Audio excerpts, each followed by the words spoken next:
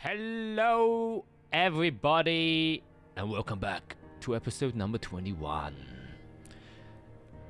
21 is a lucky number because it's 3 times 7, and 7 is a holy number, and it's a number that represents God and the perfection which we as humans can never achieve. We are on number 6. I'm going on a very religious rant. Very deep right there. Yes. Ooh. I mean, if you ever studied the Bible or any of the apocryphal texts, you would also know that. Anyways, is this related to today's episode? Maybe, because even before we start our introductions, and before I forget it, because I often do, I need one of you to roll a D100 and one of you to roll a D20. I got the D100. I'll do the 20. Okay, here it goes. God damn it. That is a 8, and that is a 43. See, I'm starting to have a memory. Last time we did this was right before an attack. Yep. Is it that time of the boss again? Time of the boss again. That is a Saturday morning show inside of Zunania. Man, that's really good, actually. But we will see. There's a bard character waiting to be played now. Yeah. Oh shit. Oh jeez. Okay. Yeah. And with that, with the fear distilled inside of your minds, you can now introduce yourselves. Oh jeez. That so abrupt. I am Greg, and I am playing Eirik Spanner, a human artificer who is going through quite a big sort of personality conundrum. Hi, I'm Matt. I'm playing Dr. Fiera. She is from Canaan, the holy place. She's traveled to Azathia to dip her toes into all the factions and all the power struggles to try to grab what she can. Hi, I'm Skit, and I play Isarel the Athena, the High Elf Druid / Cleric, who's going through a bit of a crisis and is seeing her incoming return to her school as a welcome respite with everything that's going on. It's probably the most excited she's been in literally a week. I'm Felicia. I'm playing Arya. She's really excited right now. 2 reasons. One, to see the school where her friends spent a lot of time, but also to dive into a library that's going to have vast more information than the last one she was in. So she's like a little kid in a candy store right now. Yes, yes, yes. Indeed, the first time you're stepping outside of the city walls. Or technically you flew over it at one point, but, you know, officially, at least attempting to. We'll see how it will go. I do not like to put out guarantees because, you know, shit is fucked, as you would all know. And I love it how everyone introduces themselves by having a crisis. I mean, ain't that relatable? Yep, and not much more to say other than let's get this party on the road with the intro as usual.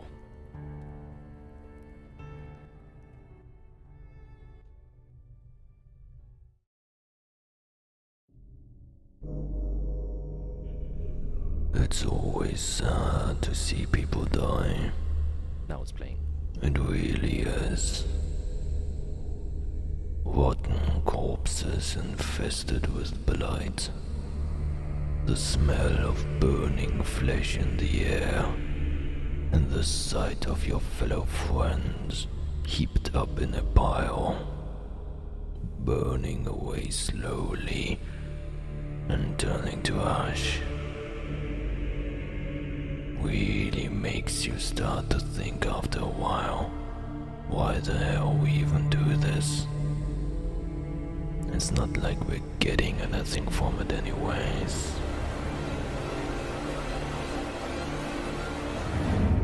No. In fact, all we get is seeing our comrades die, day after day. To protect the people is what some of us tell ourselves. But I've learned that any excuse to convince oneself will eventually wear itself thin, and you'll have to desperately find a different lie to convince yourself of continuing on. So you can truly believe me when I say, this is nothing personal. My life just wasn't that great. And now I ended up here. With you. But don't worry. It'll all be over for you shortly. And in a twisted way. I kind of envy you for that.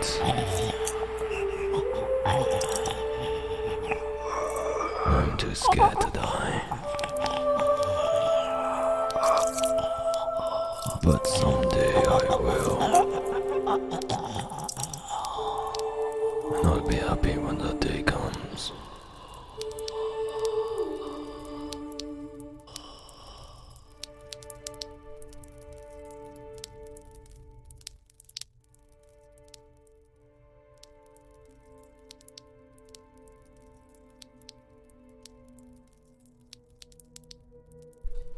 Okay. Always good starting off with some technical issues, but we have made it. I presume you guys were just sitting in silence. 5 minutes. Waiting patiently. Felt like an eternity of silence. Yeah, that's how I feel sometimes. Anyways, quick recap. You guys still marked by whatever curse or beyond curse has been placed on you by visiting the arena and having witnessed Calyx. You have been kind of trying to figure out how to lift it or get rid of it in some way, and searching more information that could inform you on what the hell this actually is, as a few certain and very curious events have happened since the brief amount of time you have been cursed. Most of which has occurred to Eric, who has seemingly, at least on paper, disappeared, and in the memories of a few individuals, specifically the guards in the high plains, don't remember or recalling ever seeing him. And as you then would later find out, also Xenophor, the ministers, still, but soon to not be ministers of defense, also seems to be remiss of his existence, at least in her own life. Which is why you then went to kind of, the library to figure stuff out, while Fiera was doing her own funky stuff. Got into contact with Timoth, who then revealed to be a member of a group called the Truth Seeker Fellowship, who is kind of advocating strongly for the pact, the Zeliana's pact, which has been now kind of swirling around, but has now kind of entered the background for you at least. And you decided, in a certain sense, to kind of cooperate with them, kind of agreeing with their goals. While their methods might seem a bit strange, you are a character who puts kind of the goal in front of the method, I believe. And as such, you kind of came to equal terms, and you were released, in contrast to how you were placed there in the first place. After that, you managed to meet up with your friends in the library, where you did some research, found out a bit of history from Calyx himself, who seems to be a not really anything that seems human. Definitely not human. He's been alive for several centuries, as long as the documents tell from his past, and he seems to also be unkillable, at least in the methods that were kind of attempted to take his life. And that's kind of put you in a bad spot, since you are trying to figure out which ways you can maybe alleviate this mark, which you are guessing that it might be a blood curse, because you also found out that blood curses are the strongest types of curses. And you found out that there was a age between the Age of Chaos and Age of Revelations where, you know, the rules haven't been set on the continent and people kind of just experimented around, and blood magic being one of those things that have been experimented with. But after a certain event where a blood mage practitioner kind of just cursed an entire village with a blood curse you are now familiar with, because the sister of Endel has it, the use of blood magic has been banned, and the only group who is allowed to use it, of course, belongs to the Holy Lichnius. And then you met up back again with Dinner 4, discussing with her, and you met a new individual who she said she's now going to work with closely, one Harold Steinbrecher, who seems to be coming from Tellus, being there on his own personal investigatory duties for the last 5 years, and he has been deeply involved with an organization called the Dark Resistance, who has been building up connections across the entire continent and kind of exchanging a thing called the Vanta material. And Hellshine Brescia believes it is some kind of demonic material that can potentially turn humans, maybe even other things, into demonic beings. And he wanted to kind of talk with you to see whether or not you have any information, since you were kind of highly involved with the High Society. And he had a note from a former Inquisition member who suggested that the High Society was involved in this transaction, and why the Dark Resistance is even able to kind of access or have any influence inside of a bigger city such as Urania, because one of the High Society members is allowing that to happen. And he wanted to know if you know any guild members or such that could potentially help him. And the kind of only information you really gave him was that a member from Kovali seemed a bit suspicious. Mr. Kornberg, a duke from the city where Isarel and Aria came from. And with nothing more said, and with the kind of warning, bless you, Jesus Christ, that scared me. Sorry, I thought I was muted. All good. And with that, and with the kind of ever-present feeling of danger, you decided it was best to leave Zunania, because you have now heard from several different sources that the Chamber of Dukes in Zunania are most likely going to sign the pact.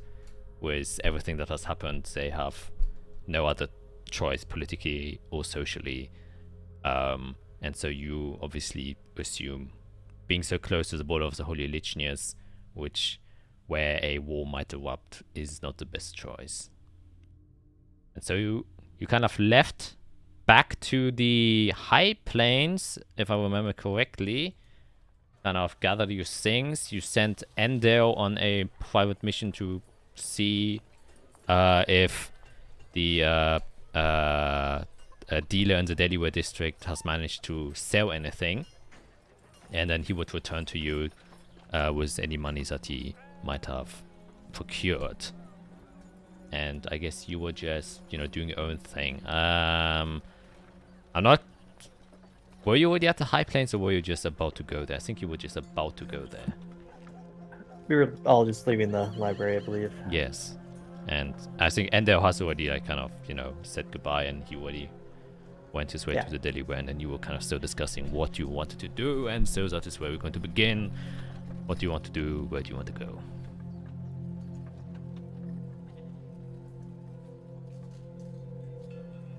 I believe I was gonna head to Mr. Vena house with Eirik. That you accompanied me, right? I do seem to remember that. Yes. Or, Yes, and Arya and I were going to make arrangements to get us to the archives. We were gonna go to the High Castle to try to get a way to leave the city. We're going to try. Yeah. Okay. Then I guess since it's the closest, we start with Eirik and Fiera, since the Zillus College is kind of immediately next to the Azathia College, which is very close to the library. So it just takes you, a 5-minute walk to get to the college itself. Fiera, you're very familiar, but Eirik, you see, the first time. Similar kind of architectural build as the High Castle in the sense that it's, very tall, slim buildings, but you can see that it's kind of attached to one very tall tower on the side, which makes up the kind of far end of this building, and you enter inside, seeing, the many students that are kind of going about here. And just with a passive sense, you can feel just a certain stress in the air, certain tension, which, if there's like something very politically high going on where people are, have uncertainties and are kind of worried about the future. That feeling is definitely even inside of this college. While people are trying to focus on their studies and stuff, you can't help but get this very distinctive tone that kind of permeates every single room and hall you pass by. But you eventually get to the entrance of Telding Wienerhaus's room/tower even. Yeah, I'll give the door a good old knock. Okay, you get a good old knock. And after a few seconds, a few more seconds pass, a minute passes, nobody opens the door. Well, we could track him down, or I could just send him a quick message. I mean, just quick is easier. We're not gonna go tracking someone down now. Like, He could be anywhere. Okay, I'll just for a moment. Okay, go simple. Send off a message telling it's Fiera. I need to talk to you immediately. Can we meet at your tower? I'm at the door. And you get a quick response. Says, "Oh, hey, quite abrupt meeting. It's currently afternoon. I'm currently doing a lecture, so after it, maybe in I think maybe like half an hour or so, I can join you there."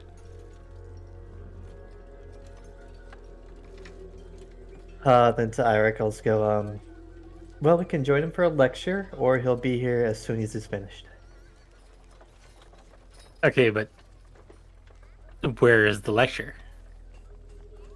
I guess I point toward, like, the center college building. The main building, I don't know, I assume the building's connected to the tower, so I just... Yeah, you to are the still building. in the building. Yes. I mean, like, we're just gonna go wandering now, looking for whatever room he's in. Are there students out and about? You said Yeah, there were? yeah. There are many students, kind of. Great. I'll just go up to one of the... excuse me, where is Mr. Van House having a lecture at the moment? Kind of stopped like a small, seemed like half-elven boy, ginger hair, freckles, kind of Harry Potter-esque glasses. Kind of looks up. Perfect. Mr. Winnerhas, yes, he's on the second floor down below. I think it should be room B103. He is having one with arcane wounds and devices currently. Ah, I see. Are you busy? We could use a escort there. I'm kind of new to the area, but if you have a class to get to, I understand. Well, a quick detour won't stop my time. Sure, I can show you the way. Oh, thanks. I appreciate it greatly. No problem. Just follow me. It's a quick walk. You know, I can see the horse can sometimes be confusing. And he kind of starts walking down, and then go down the flight of stairs. And you know, you're looking at kind of there, like, you know, kind of like signs that indicate which room number is where. You know how if you go to like a hotel that says, you know, B1 or 2 and 3, but that shit is never, I feel like, never placed in a way that makes sense. And every one is different. Like every hotel has like different orders, and like, well, if you go this way, it's bigger, but if you go to the other hotel, it's actually small. Yeah. Yeah, and so you immediately recognize, like, if you would have just tried to follow the signs, you would have went in the complete other direction. It's set up just like that, and you're like, 100%. maybe that's just like a passive test to see if you're smart enough to navigate these signs. But with your trusted guy, you do manage to get there in a quick time. You can see the doors obviously closed, and then he just kind of quietly opens this, and then he just kind of also says to you, he's currently in the middle of a lecture, so you will have to enter and stay silent, obviously. And he just kind of Understood. opens it. And then I'll actually take his hand and say, "Thank you very much. I understand that college can be quite expensive," and I'll put a gold in his hand. Oh, so very generous. Thank you very much. Well, if you ever need to go somewhere else, you can always call upon me. Of course, thank you. And he just gives a quick bow and then steeples up back to the floor where he was, and slowly open the door, and you can see the inside a not large chamber. It really isn't big. It's maybe like from one end to the other, maybe like 30 feet max, and you can also see it's a very long room, not very wide.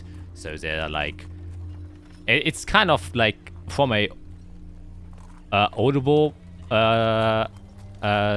point of view, extremely badly built, because there are a lot of people that are stuck behind each other.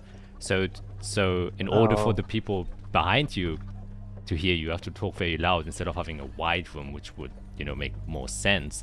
As soon as you enter, you can see that Telding is there. He's kind of holding some weird stone in his hand, and then he kind of looks over, seeing the door open, and he says, "Oh, I see we have guests, everyone." And you can see the room has like maybe up to 7 students inside your, county teacher's writing. But don't mind them. You can take one of the free seats. I'll be done in quick time. Yes. I'd look for a seat in the front. The seats in the front two seats in the front. are obviously taken for obvious reasons. But you do see there's a free one in the second row and a few on the back. But you do hear, as you step inside and he started talking, that there's almost like a echo that comes from the other side of the room, projecting his voices even on the far side. Probably some magical thing, or he's just manually, casting minor illusion prestidigitation all the time to fill the room with his voice. Which, for someone like him is easy to do. But you find easily enough a place where you can sit. You can see other students kind of just look up to you, just with curious glances, seeing, some older adults enter inside of the building. Everyone here seems to be, quite young, maybe in their early 20s. Some are a bit older, one coming close to your age, Fiera. But then kind of Telding says, yes, the young woman was the one who just told you contact me through magical means, which is why I had to quickly interrupt while I was talking. I had to obviously respond. 25 words, that is. A very useful spell, but can be very limited, you know. Anyways, that might be for a different lecture. Let's now focus on this. And then he kind of starts talking about a stone which he has enchanted. And he kind of goes on about that. It seems to be a fire cell stone, which is a stone that is very good at repelling heat. Meaning, even though you can put it into the fire, as soon as you take it out, it still will be cold. And then it's often used for, you know, furnaces, forges, and stuff like that. And you can enhance its properties by enchanting it even further, where it can even start absorbing heat in a wider range. And then he does a few experiments where he creates some fire, places the fire sailstone next to it, and then the fire kind of gets absorbed into the stone itself. Perfect. I'm taking perfect notes, even like drawing like the stone and like, you know, the flames around it. Just, Yeah. like perfect student. Yeah. Says, yes, there are many curious stones in these lands, and are often used for material components and many array of artifacts or utility items that we use in our day-to-day life. This one specifically comes from Yeshimon. I believe Norkan is one of the largest cities that kind of exports them, and well, the great forges and fires that they have with the volcanic rock, obviously they need an equivalent measure to prevent their own equipment or forges to burn down, which is why they have made great use of these fire cell stones. Any questions? The students kind of just go now. All right. Well, it's. I actually start raising my hand as none of the other students are. Yes, of course. Miss Fiera. Hi. I'm curious. Say there's a fire chrysalis. Would it be able to repel the effects of the chrysalis itself? Ooh, very interesting question, and definitely something I would love to experiment on. Which, of course, is highly illegal. It depends. The fire cell stone is, well, it has a limited capacity on the amount of heat that it can absorb. So, if you create enough heat with a fire chrysalis, which obviously a fire chrysalis can create a very strong heat, even hotter than volcanic magma, then it will overpower even a fire cell stone. However, as I have showed you with a right enchantment, even a simple fire cell stone could resist the heat of a fire chrysalis. At least, of course, this is only in theory, and the potentials of the chrysalises are unknown, so I would just say that as long as the enchantments on the fire cell stone is correct and not an abundant amount of heat is used to charge the fire chrysalis, I think a fire cell stone in the end could potentially win in the right circumstances. But as with all magical things, context and circumstances are very, very important. But a excellent question.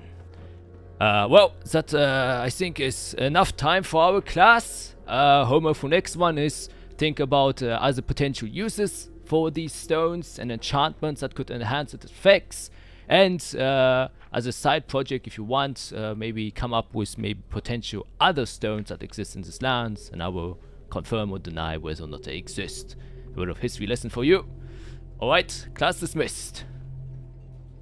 People, you know, packing up their notebooks and their pens, and then they kind of start going out. And you see one of the students seems to be like a female little gnome, kind of walks up to you, Fiera, and says, I'm sorry, I don't wish to intrude, but Oh, sure. are you from the Holy Lichnias? Actually, you are quite correct. Oh, okay.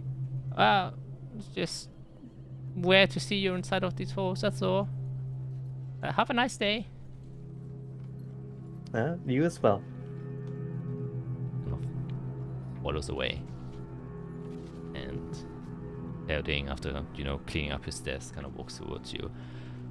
Okay. Bit uninvited, but I presume it's something urgent. Yes, we'll probably be leaving soon, so there probably isn't a better time. Oh, does this conversation have to take place private? Well, I think it's just better if we partake. Preferably. Yes, in my office. And then he just kind of walks back to his office without saying more than that. And after a short while, you are in his office, and you can see the open space, a fireplace on the other end with a long couch, a table in the middle, and then a chair on the right and a chair on the left, and then a few bookshelves and closets on the far walls.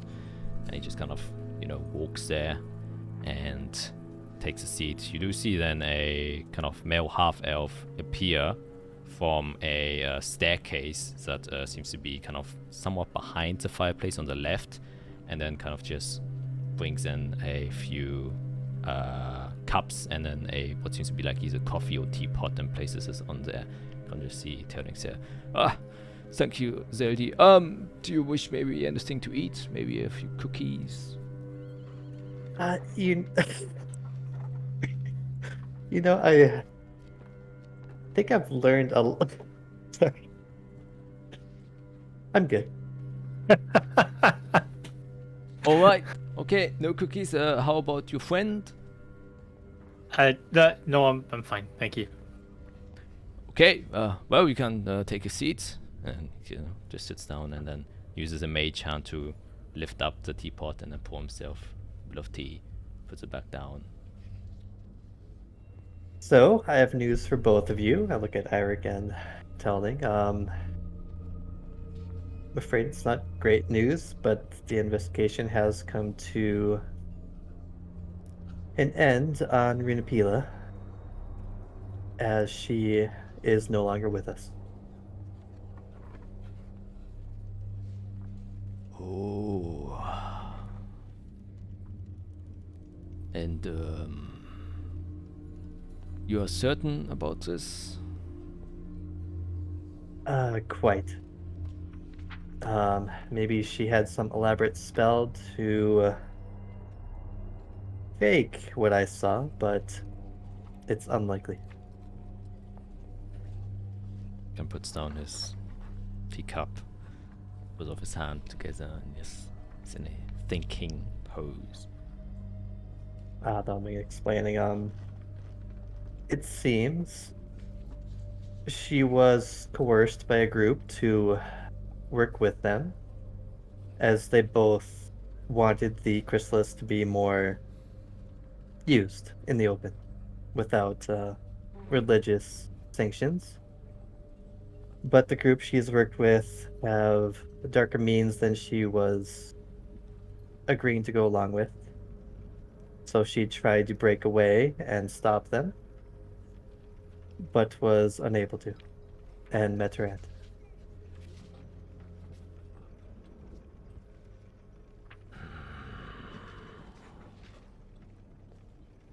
Yes, she was always a bit headstrong when it came to these kinds of things, but I would never have thought it would get this far. Yes, her heart was in the right place. She's the exact person I wish I could have worked with. Someone to spread knowledge and, well, use to help people. But the group she was working with for a time, like I said, they may be on the wrong track. They are working with a blood mage and some other nefarious figures that I hope to weed out so that this group can be back on the right track. Blood mage, you say? I do not mean to pry too much, otherwise I will get us involved as Renopila and might meet the same end, but how do you know all of this?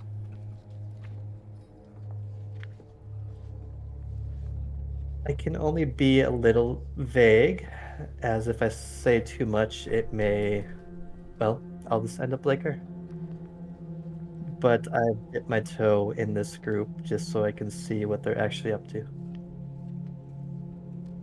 And like I said, they do have their hearts in the right place. They do want to spread the truth. And they do want to spread the chrysalises and the knowledge of them. But they're doing it the wrong way. So I will try to push them to do the right thing.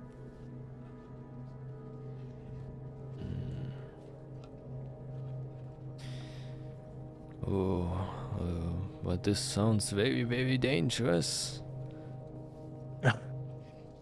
Yes, exceptionally. Alright. Well, I don't think I can offer you the same amount of guidance, I guess. But the least I can do is, you wish to speak with my partner Vashina, who studies history. Yes, eventually. Unfortunately, right now we have a more immediate problem on our hands. Eirik, if you can show him your arm.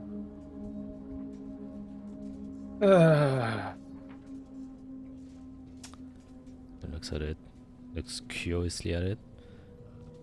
Oh, that is quite interesting. And what is that? Is that the mark of the group you're talking about, or? Not quite.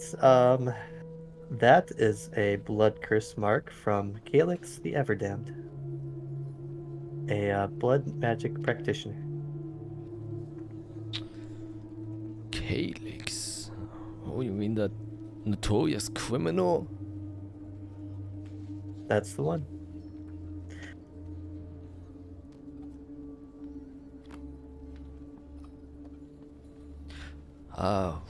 Okay, that seems kind of out of left field, if I'm being honest. And how exactly did you receive this mark?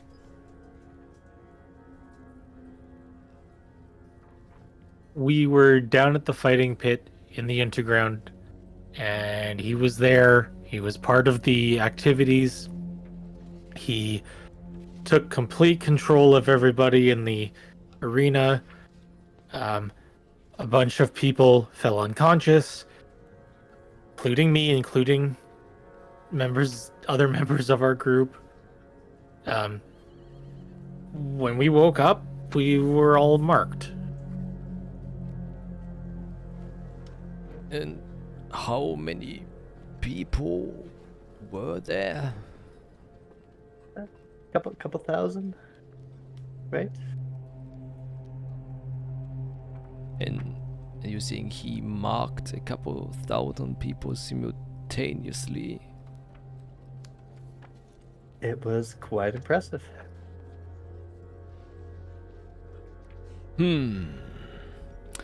Alright, well, where are you planning to go next? You said you were leaving the city, right? Well, as you see, we have a couple of blood magicians that are impeding our paths.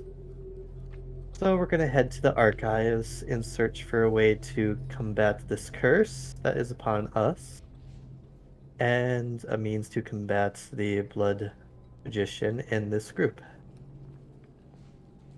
Oh, and have you heard about what was it called? I wrote it down. Curse on the girl was called the Vilmith Blood Curse.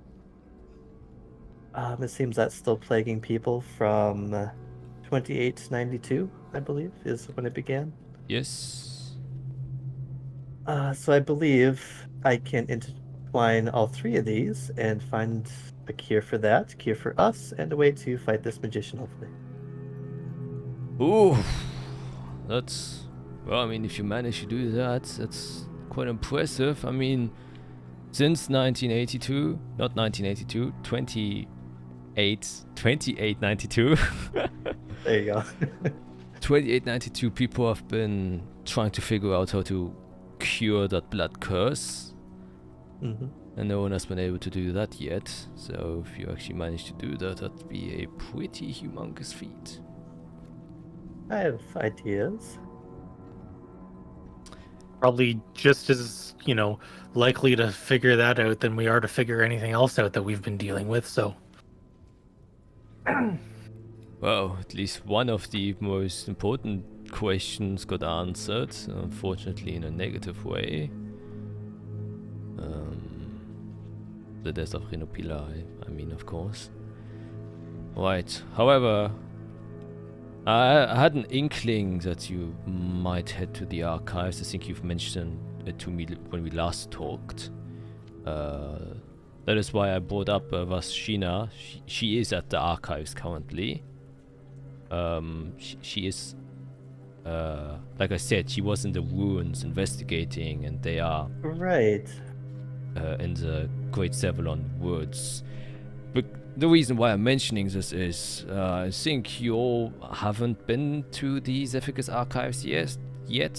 I'm correct in assuming so. Absolutely correct. Not yet. Yes, well, it obviously isn't just a place where you can just walk inside. It's the highest esteemed library and archive and collection of other sort of artifacts of ancient history there is, apart from maybe whatever the Holy Legionnaires has. So you will have to gain favor in order to enter, and I think if you can, I can give you a letter of introduction which will hopefully allow you to get into contact with Vashina, and then if you're able to help her out, I think she's more than willing to help you gain entrance into the archives. That is your ultimate goal. That would be perfect. Yes, some other companions we're traveling with are going to look for a means to get there, but if it is difficult to enter and we need favor, a letter would go a long way. I'd really appreciate it. Yes, since you've never been there, as a point of order, well, it's often referred as the Zephygus Archive. A city is built around the archive. Obviously, that's the largest college is there. Largest 10 colleges, in fact. The city is called Delis Solis, which I will write because you definitely want to spell that correctly.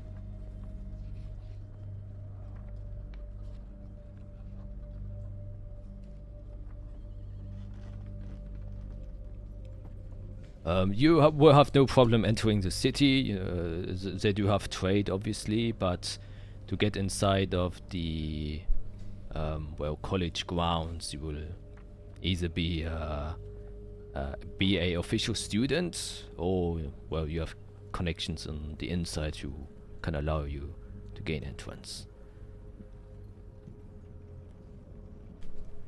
Well, should be doable.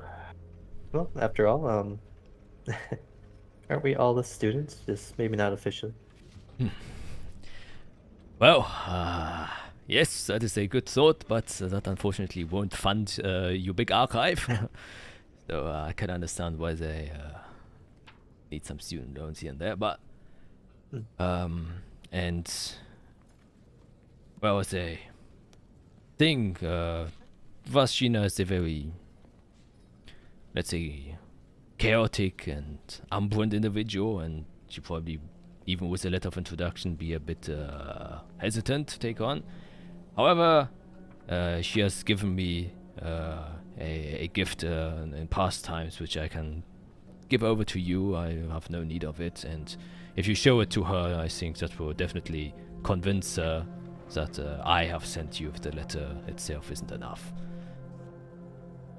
And then he just kind of does like a message, normal message cantrip, and he says, So, D, could you please get me the gift from Vashina she gave me a long time ago? No. No. Oh! No, the one I told you about. Yes, I know you weren't born then. I know. No, it's in the second closet. Yes. Yes, that's the one. Alright, alright. Okay. Just a moment, he will arrive briefly. Of course. And then the little half-elven boy kind of appears and has a little kind of a box. Maybe this big, very very small. It's a very nicely carved birchwood maple top and polished wooden box. It doesn't seem to have any lock or something like on it. It just seems to be a seam that perfectly fits onto it. And he kind of takes it, says, well, I was always happy to have this in my collection. I think, well, it might be able to be of some help for you, and it allows you to gain entrance, the better. And he just kind of hands it carefully to you, Fiera. Is there anything special about the box? Well, what's inside the box is special. The box itself is just, so I could, keep whatever inside, protected. Yes, it's a effigy of Saint Maria. It's actually a holy item. Interesting. Yes, it seems to be a old statue that back in the days were crafted en masse before the Age of Revelations that people prayed to. However, they loads of them are, have disappeared or have gone missing, and that's why they're kind of a rare artifact of the history. But it usually helps with any sort of healing. People often use that. Clerics specifically use that to help their people. Well, this is a wonderful gift. Thank you. Yeah. No worries.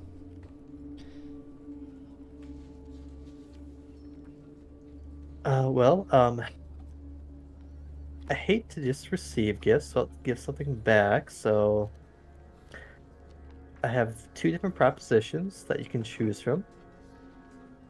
See?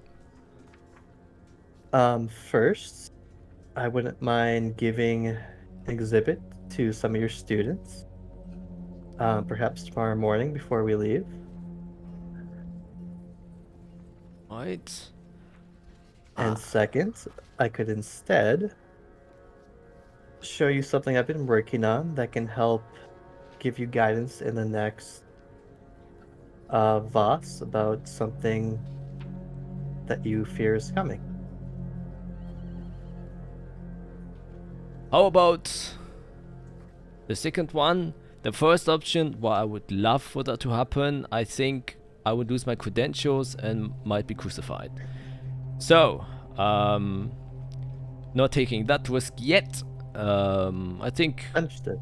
I have a very eager question that I would love to have asked. I think Oh, sure.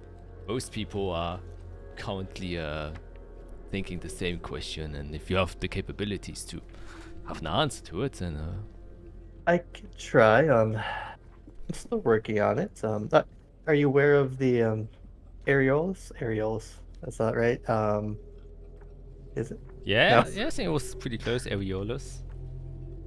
Yeah. From Kanan, the Future Seers. Yes, I've heard of them. Delve a bit deep into divination, I've heard. Yes. I've created my own spell that is adjacent to theirs. Ooh, impressive. And that allows you to see in the future, I presume? Something like that. Right. Well, I'm eager. See this.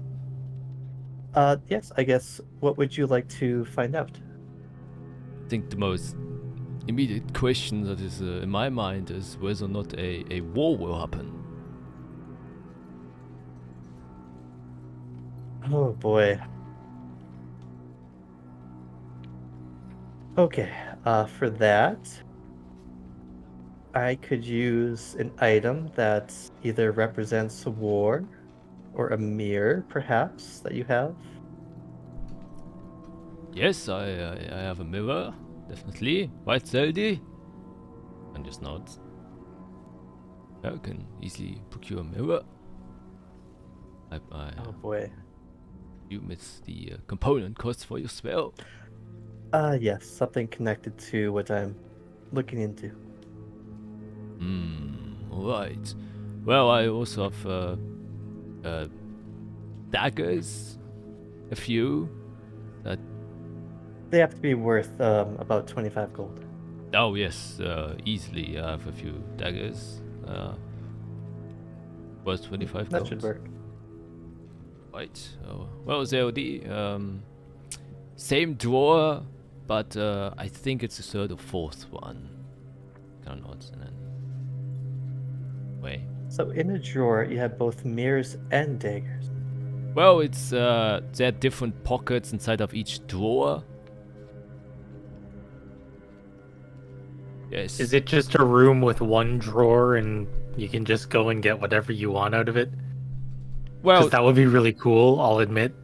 well, there's one special drawer, and then a other special drawer for my clothing. So, well, the other one's more like a closet. Like I can walk in and then walk out, and then I wear different clothes. You know, like changing clothes in my old age gets very troublesome. So having it done for you, just walking inside and walking out, Let's see. Well, he's getting the dagger. Yeah, I'll take out my spell book. I assume there's like a table in front of us, like a tea table kind of thing. Start going through to the page. Let's see. No, not quite. Oh, this one's not ready yet. Ah, here we are. I'll take off my locket and put it on the book in the middle. Well, I already warned Eirik. Whatever you see, just don't move. And you'll be fine. It's easy to get lost when you search into the infinite possibilities. I understand.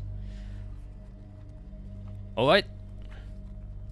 Well, Zadie comes down. Ah, there you are. And he kind of has this, he's holding like a cloth, and on top of the cloth there's this very nice ornate silver dagger. He's in places in front of you. Lovely, that'll work. Take it and also put it on my spellbook. And then begin ritual casting Dr. Fierro's Future Foresight. It will take me 10 minutes. As I say, different arcane words, do different, magical kind of runes start appearing and like flashing and like kind of spin around us. And out of my book, that almost like that black fog begins to grow and seep out around us, around Eirik, around Benhouse, myself, and creates that black dome that you can see through. It just makes the world black and white. Yeah. He seems very excited. So what is happening, and you can see that he's taking like mental notes. Kind of just observing everything. The same way you did during this lecture. Okay, you wrote things down. He's just kind of, writing things down in his mind notes. Yes, the elven mind. And as I finally finish, I guess, creating the ritual around us, take a big breath. Well, welcome to the Shadow Weave. At least what we can see of it. And if you are listening out there, my conviction has never been stronger. So, attacks will begin in the next couple days against Canaan. Will this begin a war? That is your question.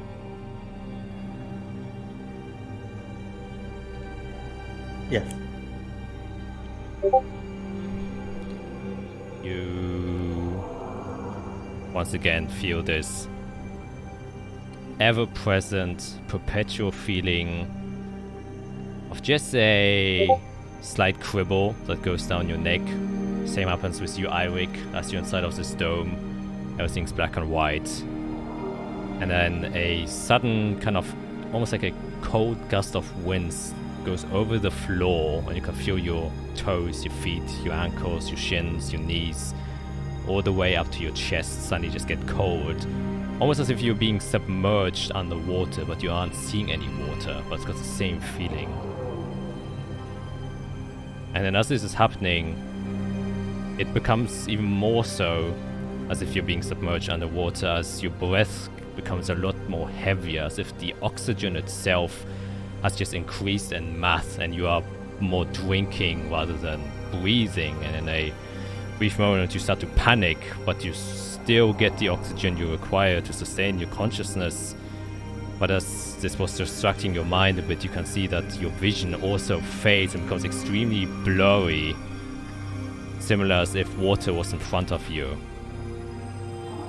And then slowly you can feel a warmth come over your head in reverse now, going down to your neck, to your shoulders, to your chest, all the way back down to your toes, as your entire body is filled with a warmth, a heat, a burning sensation that now starts to become a bit painful as you see in front of you a black landscape.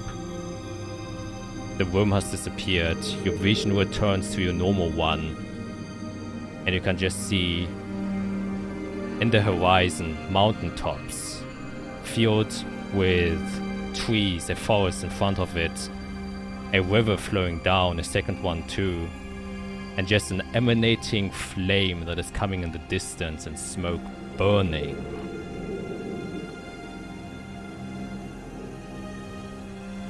As it then slowly starts to fade away once again, the heat in your body diminishes. The last thing you see before everything fades is as kind of out of you, soldiers start to march in the direction you were looking at.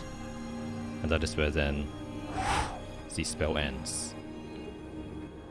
And you are back inside of the room. You can see that. Did I recognize that landscape? You can make a, let's say, just a perception check. That's kind of... Fix my glasses. Come on.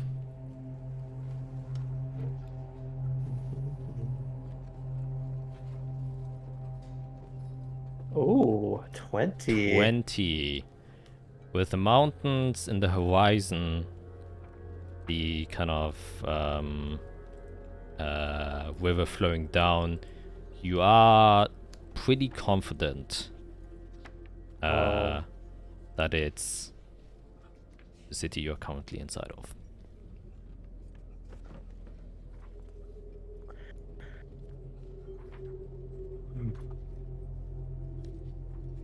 So the shadows start going down. Fell back into my book. Dagger gone. I take the locket, put it back on my wrist with the silver chain wrapped around it. Close my book.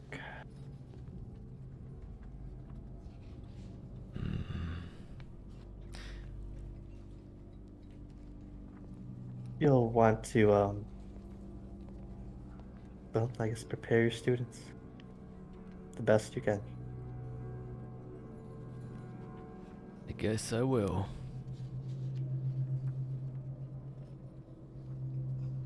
And from what I've learned so far, it won't just be here. It'll be in other countries as well. Yes, I'm pretty sure if this war is to escalate, it won't be localized. Well, I appreciate you for showing me this. Of course. I will say, wars are awful, but the path we were headed with the tenuous peace we had wasn't the brightest future that could be for the people that live here. So we should try to shape whatever happens without faltering.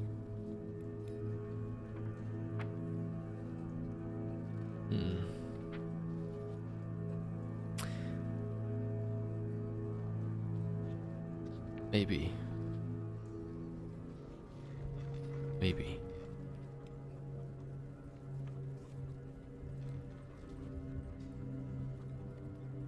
Now sits where he was sitting the whole time, but he just kind of rests his hand on his lap and then seems to go into a deep thought and is silent.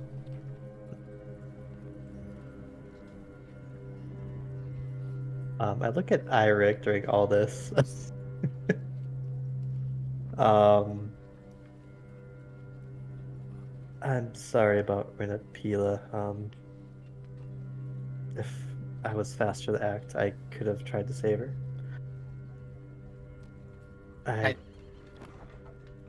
I'm sorry.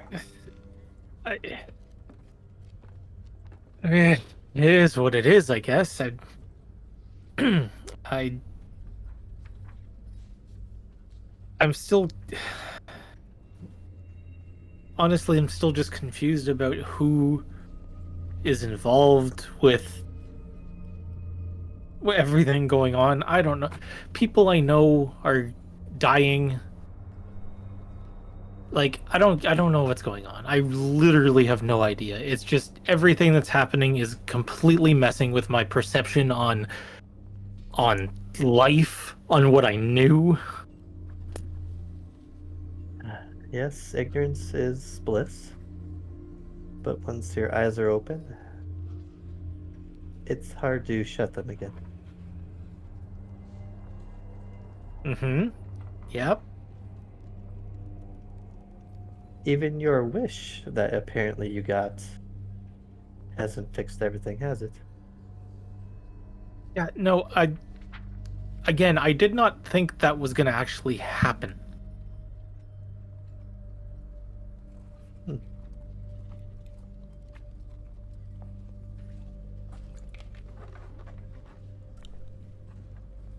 Calyx, dear, are you here? What? Mm-mm. I'll see No. who comes out. No. Come on. Come No on. worries.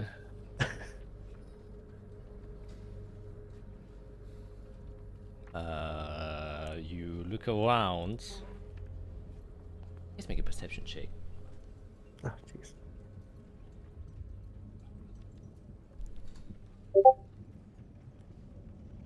Oh, wow. Okay. I'm on my game today. 18. Okay, a question for you. Do you wish to see him? Oh boy, that is a question. Oh.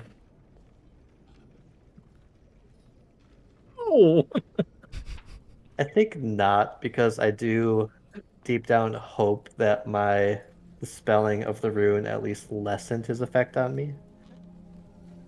Yeah. So I'm hoping he's not there, but I also understand that he is much more powerful than I am. Okay. So I wouldn't be surprised if he wasn't, or if he was. Then my other question is, where would you look actively to try and see where he is, as you kind of, I presume, instinctively scanning around as you did? If there's like a chair that's open, or maybe by a window, maybe he's looking out the window. Mm. Because I know there's a window to the church. Yeah, you kind of look around, look there. Doesn't seem to be there. Look maybe outside on the street, maybe he's just chilling. Maybe he's on top of the church, like last time on the Lichtkirche isn't there. But as you turn around, in the place where Telding, excuse me, Calix is sitting there. I don't like it.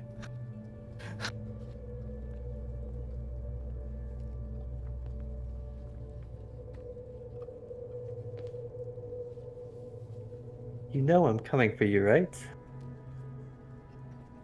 You and all the other users. Yes. Yes. Just like time comes for all of us. So you do understand. I am waiting. And you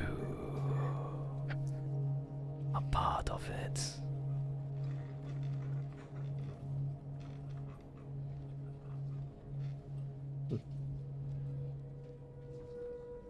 Well, then I better play my part. Don't worry. Already have.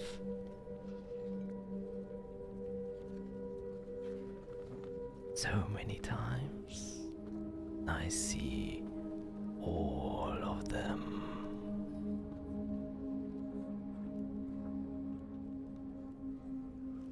I hope you succeed.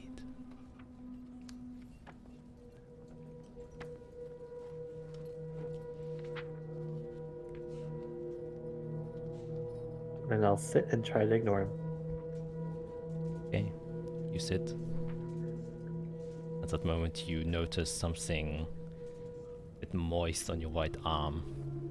You kind of look down, and the mark that was scarred before when you dispelled it has started to open again and to bleed.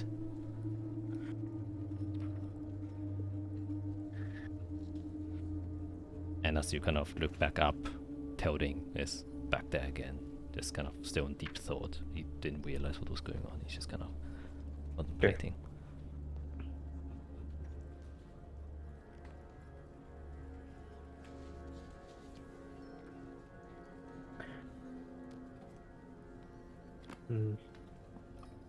Well, I think I have to prepare for my next lecture, so if you wouldn't mind.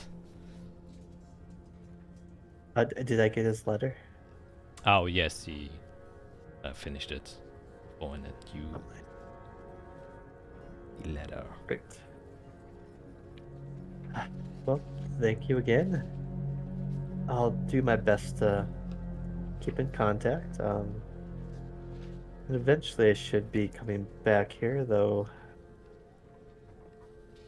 Well, things are probably going to change. Oh, your accounts maybe most definitely are going to change. I can now only pray that we see each other again the next time we meet.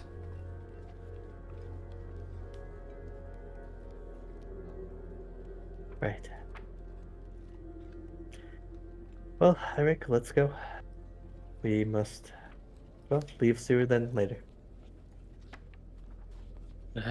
Yeah. Unless you have any questions before we go?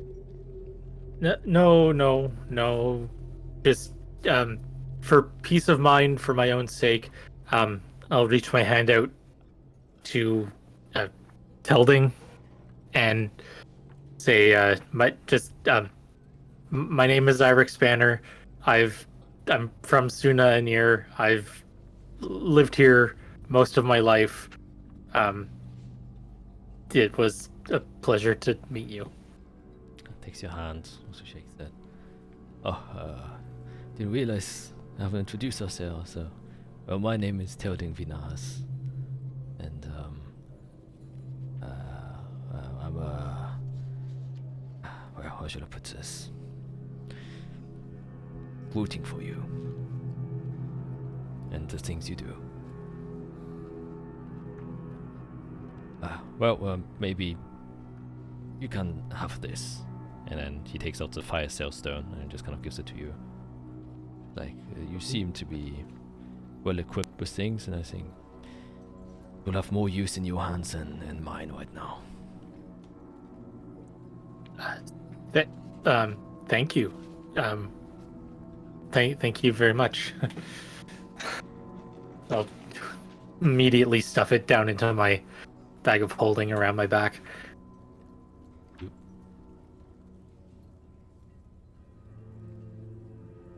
Gives you a look, then gives a slight bow, as all elves do. I'll be super awkward and try to like bow back and like just back away out the door. I'm gonna actually walk up to him and give him a hug. Okay. Enough. Waits a while and then gives like a shallow hug back. And then kind of just nods. It's like, We all do our best. yes. Our efforts will pay off. Have to believe in ourselves because no one else will. Am I correct? Exactly. And with that, we're gonna switch over to Isorel and Arya. You are walking your way back to the high plains. Anything specifically you would like to do during your venture there, or? I would most likely try to catch a guard or something to have a cart take us back to the high plains so we don't actually need to walk all the way over there. Yes, you can do that fairly easily, though you aren't faster since the cities are so dense. And a car, it's like in a big city, if you drive a car, Yeah. you aren't necessarily going to be faster than if you just go to foot. Yeah, But it's not a question of being faster, it's just a question of not actually walking all the way back there. yes, a question of comfort. Yes. And yeah, that's easily done. And after a brief amount of time, like 1.5 hours, as you all know, it takes. Oh, Greg. No, you can just add in your normal item a fire sail stone, a custom item. You can just add it there, and I know what it does. So if you. Sorry, I didn't mean to like interrupt it. No worries. Yeah, and you managed to get back to the high plains. 1.5 hours pass. What would you like to do? I would need to go back to our chamber so I can get changed back into my noble clothes because I'm still wearing my commoner clothes. And if I'm about to ask a favor from the High Castle, I should probably be presentable.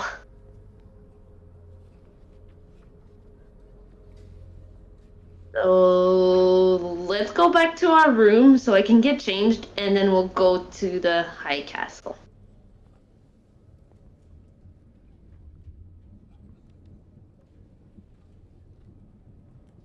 Oh, worrying. You're talking to Arya, right? Yes. Yeah, I'm down. I'm just kind of following your lead right now. Okay. Silently following. Yeah. Like I said, easy enough to go there. Pass by the still kind of broken and Arthurian high plains with your building that is, the outside is still damaged from the attack of 3 days ago. But you can change your clothes there. You are now changed.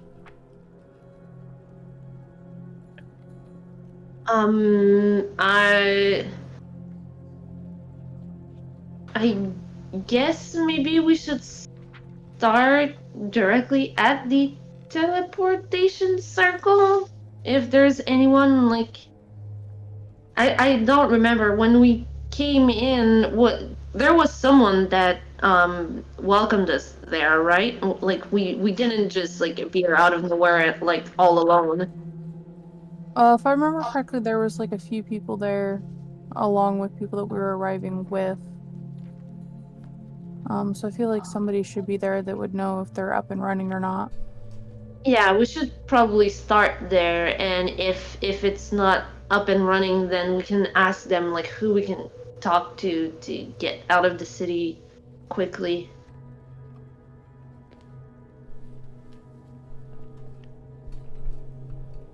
So let's go to the teleportation circle then.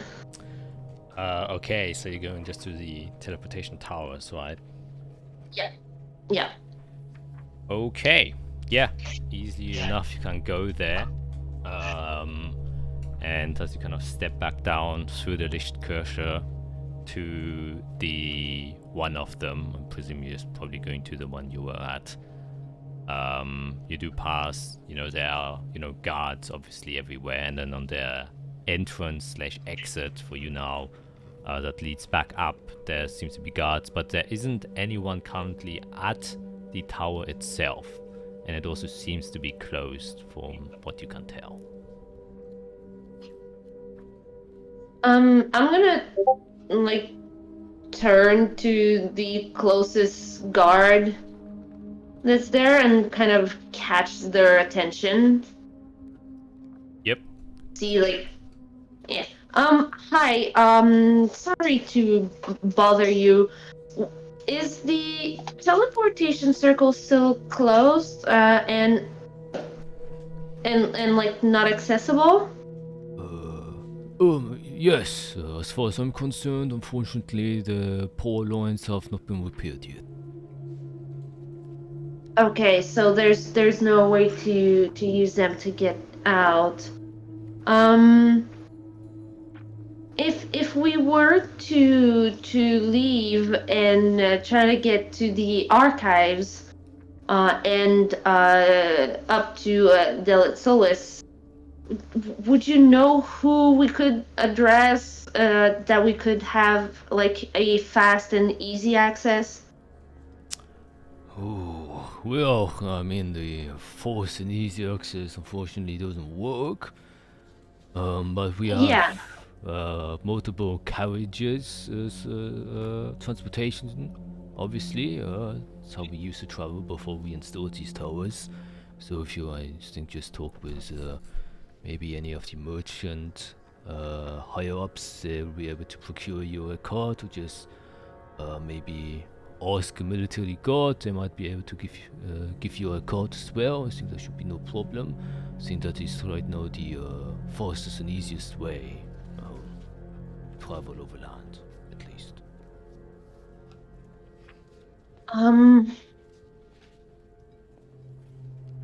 So the military could provide a cart for us if we asked. Yes. And who would I need to talk to about that? Well, this is either you could talk to the Ministers of Defense. I think they will be able to give you that. What else we have? Well, you could maybe ask the Minister of Trade. He usually has most of the cards lined up, since everyone who trades uses cards, and he can probably supply you with a multitude of different ones. If you're thinking about taking maybe the sea route, then you could talk to the Ministers of Port, maybe to acquire a ship, though I think that way is a bit longer. Yes, I think those are the most easiest options currently available.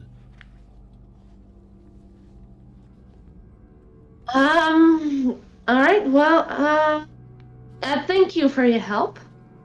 Won't be bothering you much longer, and I'll turn around to Arya. So military or trade?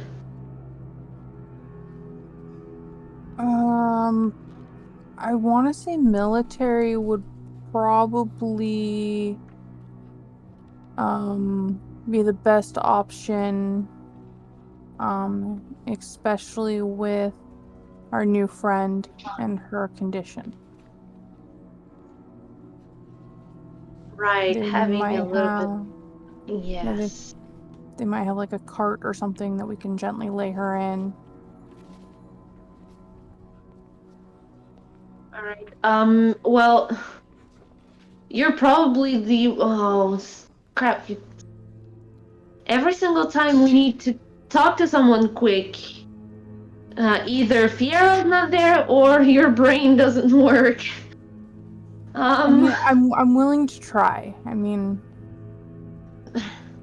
I can't send messages or anything like that, but I'm willing to try to use my brain to its capacity. Right. We should. It's a shame. We just talked to her like 2 hours ago. Well, I do have the sending stone. That's right. You have the sending stone. Maybe you could just use it now and ask if she wouldn't mind helping us out a little bit with this.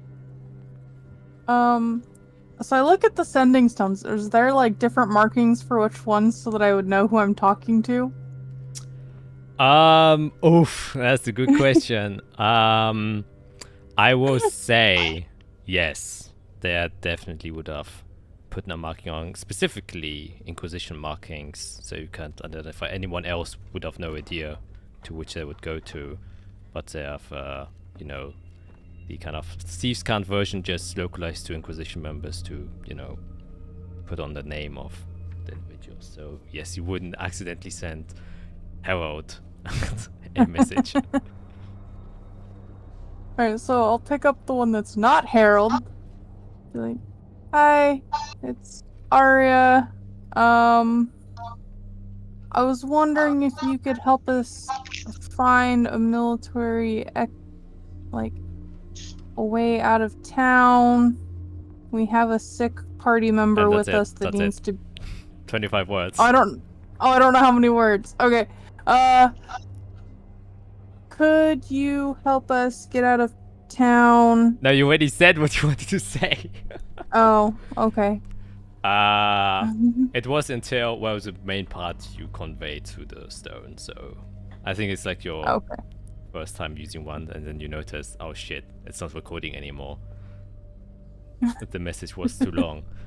But you get a quick response, and she says, I'll try my best. I think the military will use all of their own things, so maybe try the trade minister. It's also more comfortable. The trade minister? Okay.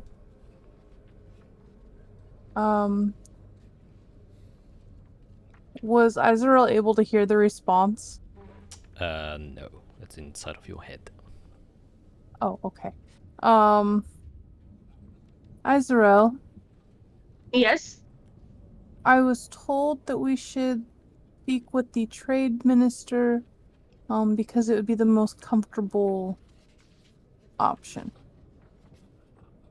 Well, let's try the trade minister then. We just need to find him.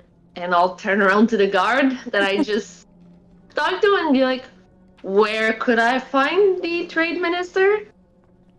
Oh, well, I would assume in the High Castle. That's where all ministers reside. Thank you, and let's go to the High Castle then. And I just kind of start walking. Yep. Yeah, it's easy enough to, walk back up to the High Castle. You are immediately let in, and for sake of remedy, it's easy enough to get a hold of the trade minister in your position. You would just probably ask a page boy that's running around there to or attendant, and then after a short while, the trade minister does make his appearance. Mr. Zerlich Gutengeist. Yeah. Sure. Can't Yes. remember the name. That's a name. He's a, high elf, just like any other. He's tall, but has quite the broad shoulders. Isn't like beefy or anything. Just has a quite a wide stature for an elf. Isn't as slim as most, but he is still very thin. Just thin and wide. Kind of like the walls of the high castle. He has tied up braided hairs behind him, and he seems to be wearing some sort of spectacles. So that kind of makes his appearance. Says, yes, you have called for me, Israel Yarfina, am I correct? Yes. Hello. Very pleased to make your acquaintance, and I'll bow deeply to him. Very sorry to bother you on such short notice. My group and I are actually trying to get to Diltsalis, and we were wondering if we could maybe use one of your trade cards or something, if you had maybe a route that was going up there kind of soon. Yes, of course. When you're currently, I presume you would like a more comfortable way of travel. Maybe not for myself, but we do have a younger girl that has an illness that renders her bedridden. So if she could be comfortable, that would be really the best.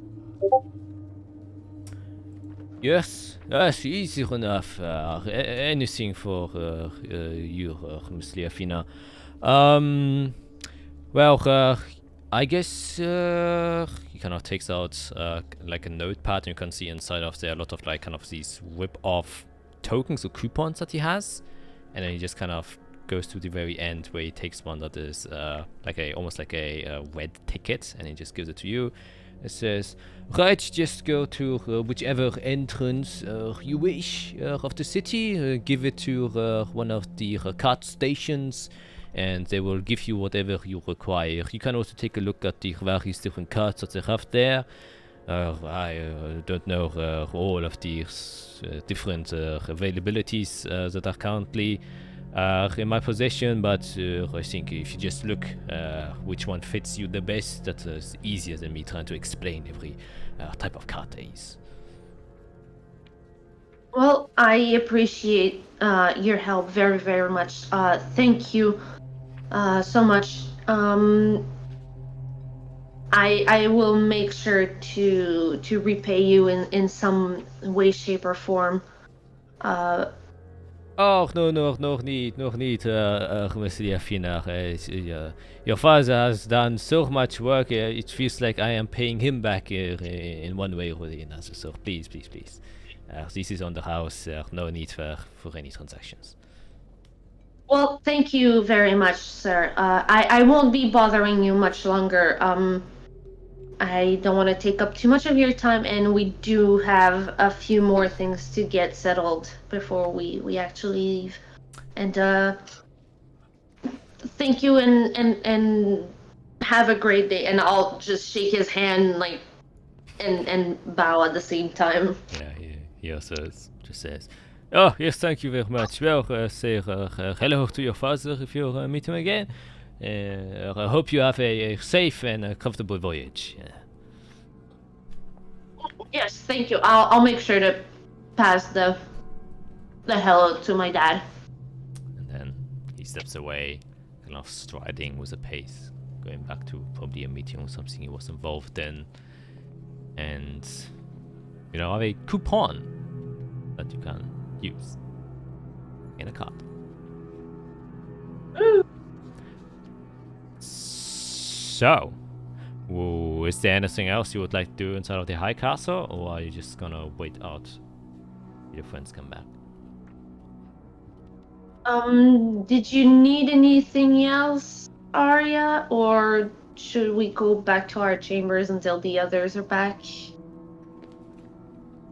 I don't think that there's anything that we need to for sure do. I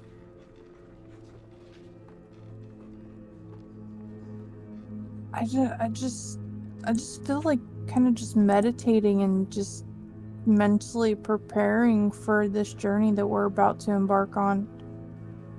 Maybe help Tila get ready as well. Yeah, and kind of just talk to her, and At least until Randall is back from his little errand. hopefully something comes from that. Hopefully, yes. It would be really the best case scenario if he came back with something. Maybe we should pack what little belongings that we have that we don't normally take with us on our short outings as well. Right, yes. Alright, well, I guess it's time to pack up. All right. Okay. If we have time before the guys come back, we should play some cards.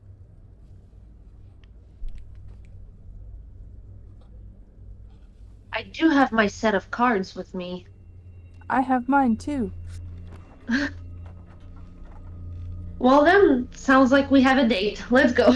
It'd be awkward if neither of you had any. Yeah.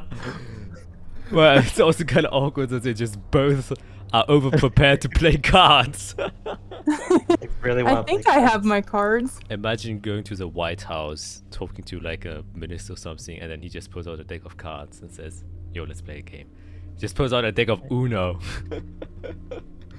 President comes up with a deck of Uno. Yeah. Uno reverse the president. Yeah. For the fate of the world. That's what I should do. I should Uno reverse Calyx. Yes. Uno reverse. Name in a game with Uno for a wish. I mean, basically. Yeah, so you make your way back to your abode, your stay in the Arthurian High Plane, and that is where you're gonna take a quick break. As I was a very person, I've been sitting here wanting to pee for a long time. So Good. we'll catch you on the backside. No, not really, in 2 seconds. Okay, bye. And we are back. Kind of hurrying back over to Fiera and Eirik, unless you want to do anything specifically inside of the room of Telding. I've already made for yeah. the door. Yeah, I We're presume. leaving. Okay, where are you going?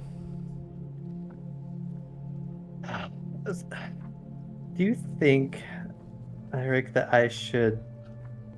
Because the light commander is kind of expecting us, right?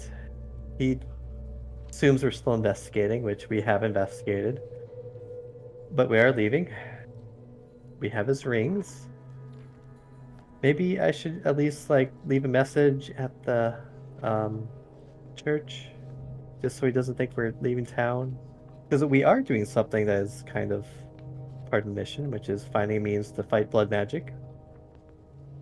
I don't want him to think I'm just leaving town. Yep, smart. And I don't want to send him a message. I would say the best bet is to cover all of our tracks as much as possible. We still have jobs to do here, apparently, so I think we need to be as straightforward with as many people as we can.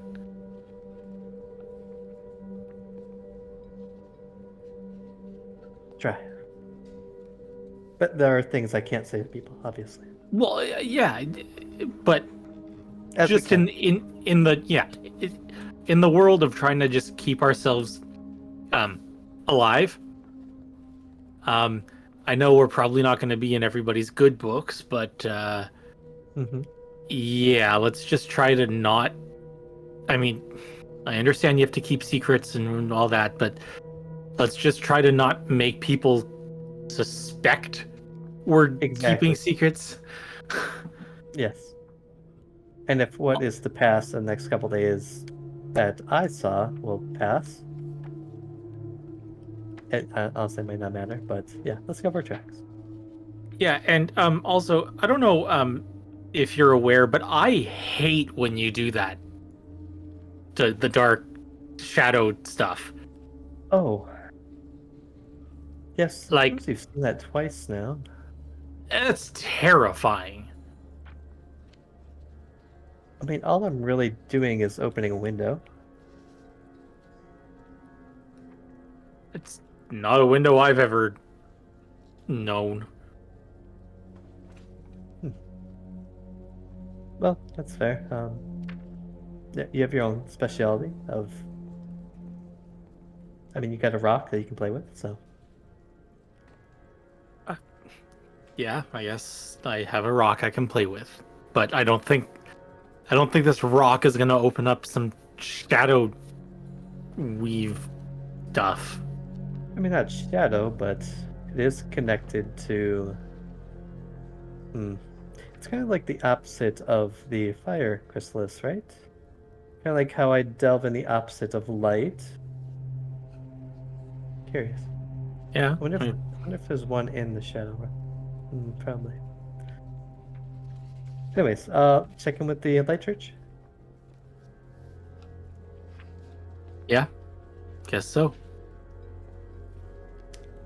So we'll go to church. Going to church. Okay, yeah, easy enough. This takes time. 1.5 hours later, you are at the Lichtkirche. Presume that's the I will church. find the one gentleman that has been left behind. Yes, you go to the one gentleman that has been left behind, and he's kind of just. He seems to be sitting on one of the many benches there. Seems to be in some sort of prayer or something else. Oh, Kind of, his head tilts up. Kind of looks back. Then he just kind of stands up, washes his robes a bit, and then kind of approaches.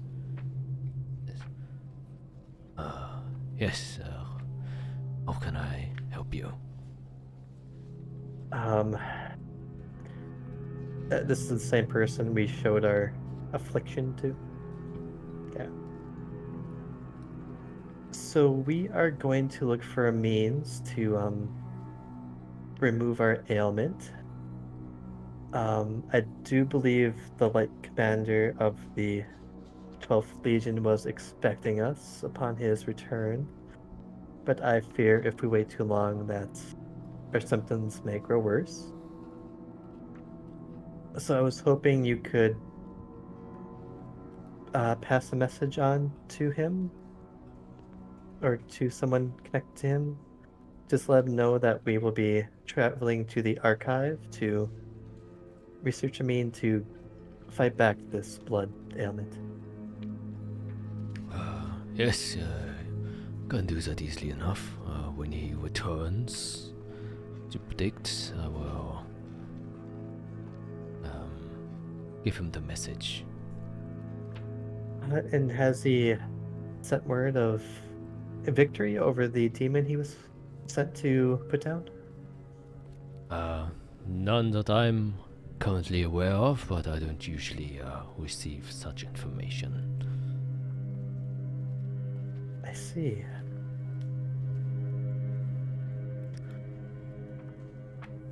Ooh. Very well. I guess, well, I do hope to see you upon our return, and hopefully with good news, as I know others have been afflicted as well. Yes, I also pray for your success, and May your hope base in the light of the Creator.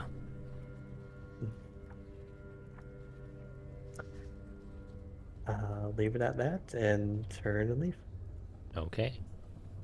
He also just turns around and then sits back down before continuing his prayer. Ooh, boy. Yeah, no, I'm glad we're not gonna be here. I'm starting to get a feeling that every conversation that we enter, I'm just well out of my realm of, of just reality. I just feel so insignificant compared to just about every single person we're being involved with here. Yeah, you're not wrong. Look at what I'm doing with Endel. It is my hope to help bring out the potential of all those around us. Endel is, well, he's turned out to be quite a prodigy, and I plan to show him off to the world once his training is complete. You should start with one thing and build it up. And if you survive, well, people will look at that and be in awe. So just, work your way up. Yeah, that's what I was trying to do before all of this started. You're literally back at ground zero. I don't really want to be here. It took me so long to get to where I was already at. Just focusing on my work, Right. and then all of a sudden it just blew up in my face. Yeah. Almost literally. Well, if you keep traveling with me, things will go quite quickly. Yeah, well, considering you're one of what appears to be only a few people who know who I am, I don't think I have much choice but to stay with you. Yeah, I keep thinking if I know a way to reverse that, and nope, I'm coming up quite blank.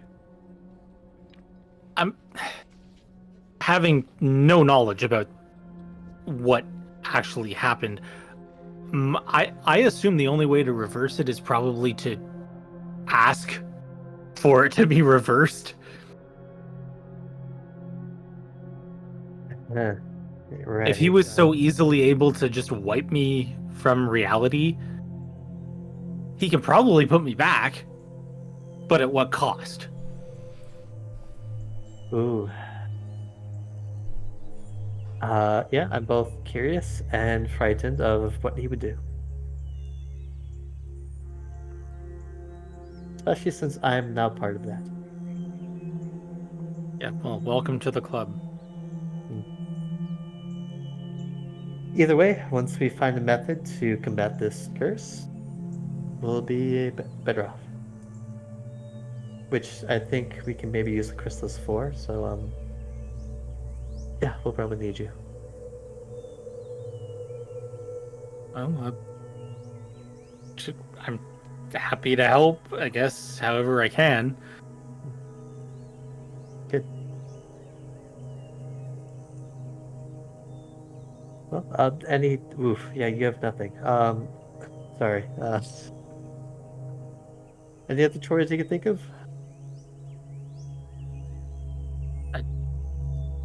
In terms of what? Like, what? Before we leave? Oh. We have Not a really. contact that we can talk to once we get there. We should be okay with the light commander and my home until things heat up.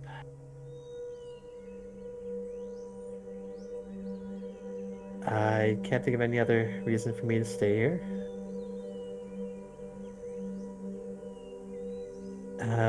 Yeah.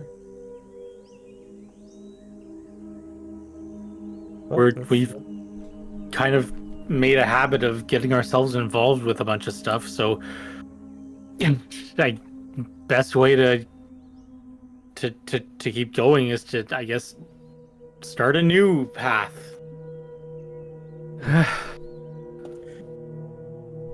Alright. Well, let's go see what mode of transportation the other two have found. I'm gonna pray it is not a horse. And Or a flying horse. I mean, come on, a Pegasus, which is a holy steed, which you would know only high members of holy liches are not right. Anyways, you make your way back to your boat where Isabel and Arya are. You go to your rooms. I guess you go to their rooms to see if they're there. Yeah, I'll start knocking. Or start sending a message. Cantrip. Each room. Hello, hello, hello.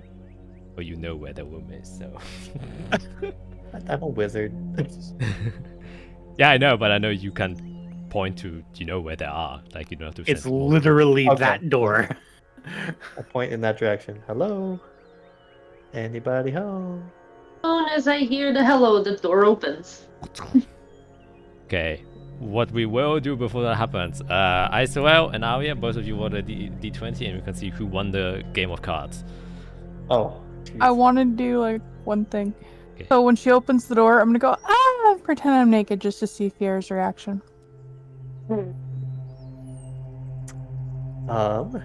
D20. There it goes. Oh! Control. Yay! By Oh, a barely. margin. Good Christ. Wow! Well, I think Fiera would have like an eyebrow raised and kind of look in, curious. At what the scream was. And Maria's just like standing on one leg, going like this. are you Clothed, though. actually naked? Yeah, we have No, I'm fully clothed. It's just the entertainment factor for her. She's trying to play a joke. Oh, good one.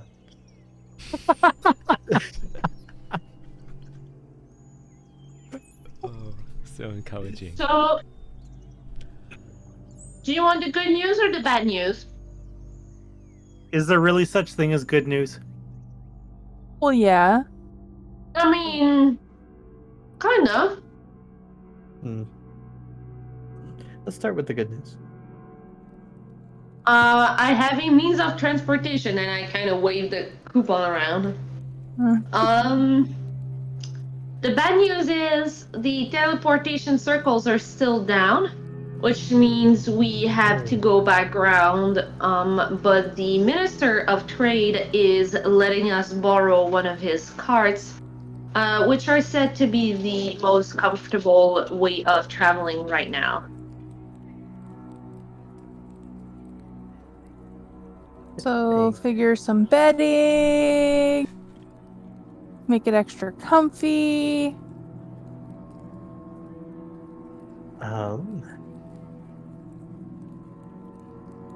It's not ideal, but I mean, at least we're not going by boat.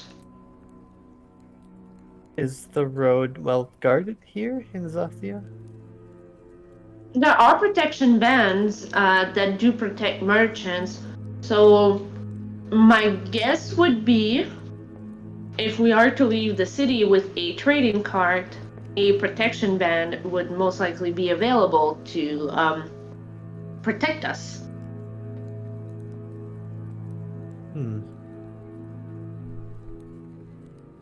Oh, that does not sound great.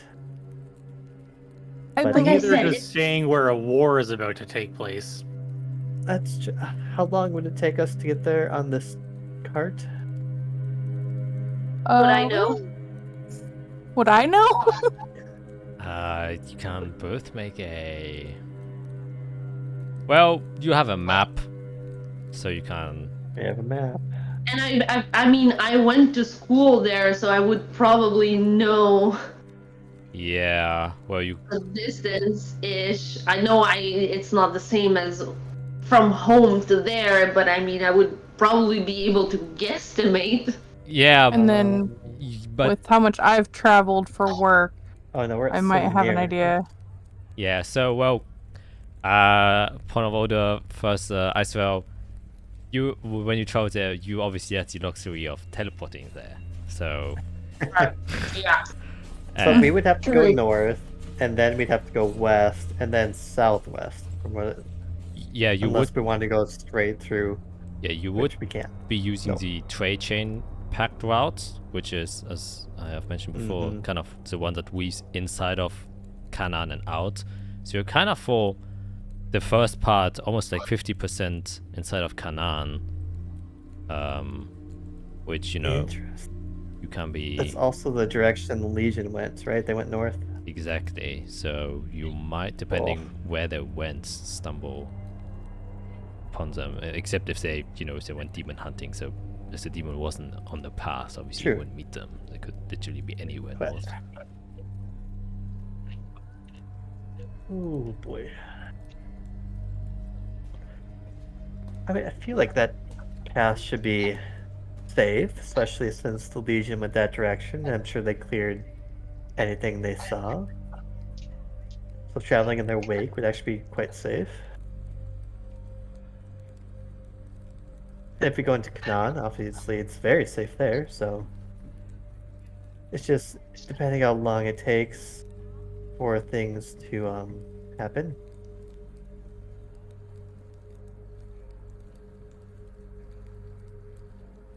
I mean, realistically, the more we move is probably safer, considering what might be occurring soon. If we just like keep traveling, it might be less dangerous. I don't know. Hmm. Hmm.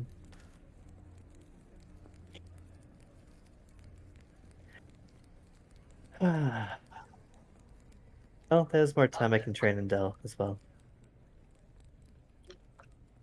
We also don't have another way. So True. I mean, the other option that we have would be to go back to Core Valley and use their teleportation circle to there. That's the other option that we do have. right, And that's, in which we're still going to be traveling. True. Oh. I mean, at this We also- point, getting out of Suna Anir will involve having to travel. I don't think there's any other option right now, unless one of you knows a teleportation spell and just haven't told us yet. Because I definitely don't right now. I'll put it to you this way. If I knew that, I would be gone. I would not be here involved in all of this if I knew how to do that. We do I need to tend think to about believe you. transporting Tilia as well. We can't leave her here. Oh, absolutely not. She could come with us, but remember we only have a limited supply of her medicine. We may procure some at the archive, but or maybe we can find another method to suppress her condition.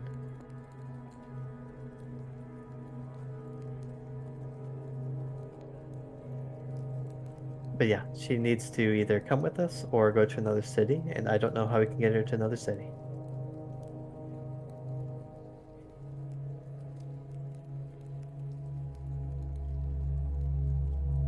I think that means that she would have to come with us maybe once we get somewhere. Maybe the archives will have a teleportation circle that'll work. Oh, that does make sense. Or another city along the way. So if everything went perfectly and we traveled at a comfortable pace, how long would it take for us to follow this road? It's like a town square. Because is it a day a hex? Yes, it's a day a hex. At like Like- normal speed? 3 freaking weeks. Oh my gosh. So it would take you about I can't teleport. 16 days. Oh boy, that is about the supply of medicine we have for her. You could, like, 12 days if we went straight to it, but yeah. I Well, mean, I through the mountains. yeah, and the woods that would take And hills. a lot longer. Other options, as kind of, I feel someone suggested, maybe going to Corvallis isn't like the best option since it's almost one of the furthest city. You could try and get to Zenithan, and then use a teleportation circle there. And Oh. there's a direct sea route going there, which is obviously a lot faster, depending how the situation is looking there. You could try going to Taan, which is the main capital. However, I say, well, you would know as a high political member, it's only very few special individuals are allowed inside of the city. And you would know you definitely need a extremely valid reason to be allowed entrance. Yeah, and trying to use a teleportation circle is definitely not a good reason to seek entry in the city. Exactly. They would be like, just go home and use yours, you dumbass. Yeah. That's all.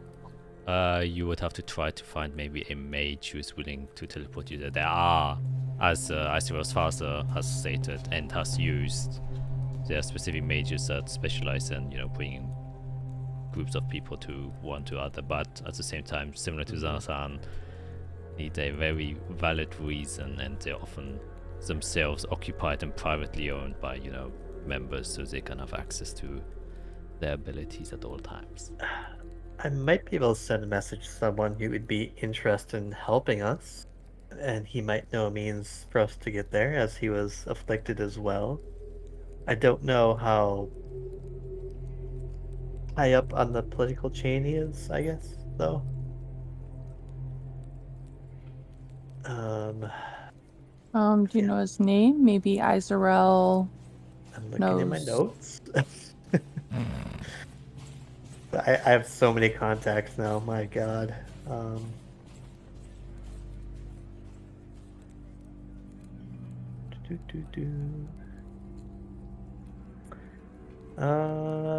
Vermin, what was his first name? Vermin.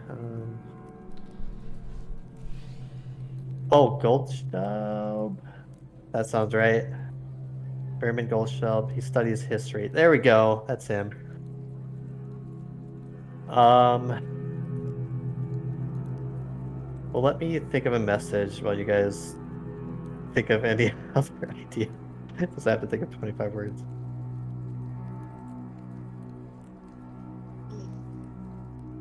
Well,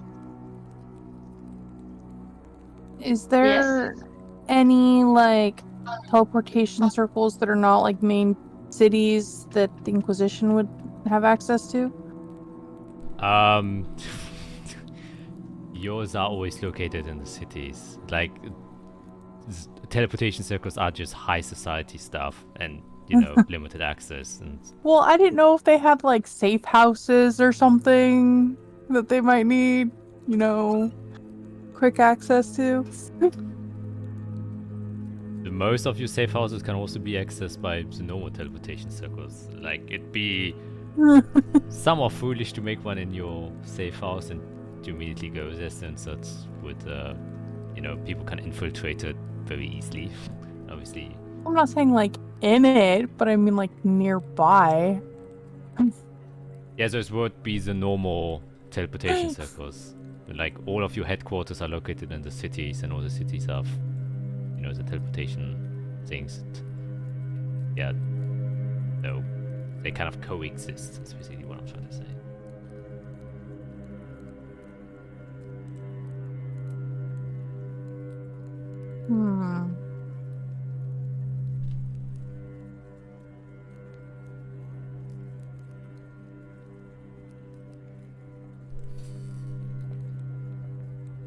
Well, should we should we discuss to the minister of the sea, I guess, the person that takes care of the boats here? Would I think in case Fira's contact cannot help us, I guess going to Zenithon is gonna be the fastest way. Yeah. Given what is at stake here, I think every decision that we should be taking should be as immediate as we can make it. So traveling for 16 days is not going to be a good option. Yeah.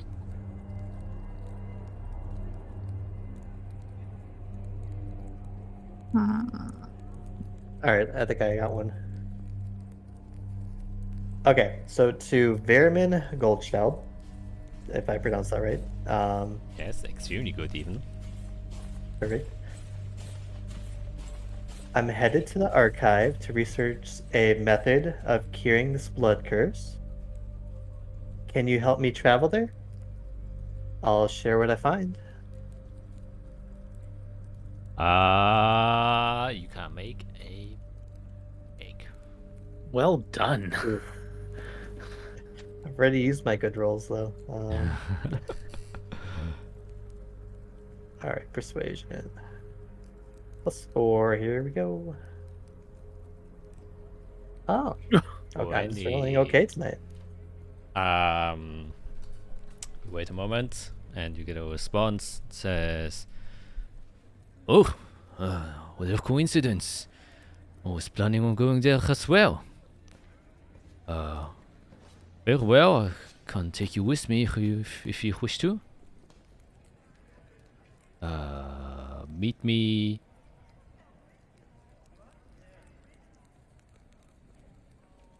That's it. 20 words. I God assume damn there's it. gonna be more, so I'm just gonna wait. And everyone will be like, oh, I think I got something, hold on. And then after a quick time, you get Yep. get a sending from him and says, "Apologize, I lost my train of thought. At the Lichtkirche." And then I get confused. No, I assume I was wearing my cross when I went to the arena like a dum-dum. Be like, oh, I believe Huh. Interesting. As I just keep saying weird words as I hear the message. Oh. Wait, he's going there? Okay, I may have found this way there. Oh, Great. It sounds like we'll be leaving soon. So we need Endel. Jeez. Endel? Yes, it's me. prove it to you What's the before we code open word? the door. Fiera touches I me. open the door. Like, oh, okay. Okay, it's in. It's in.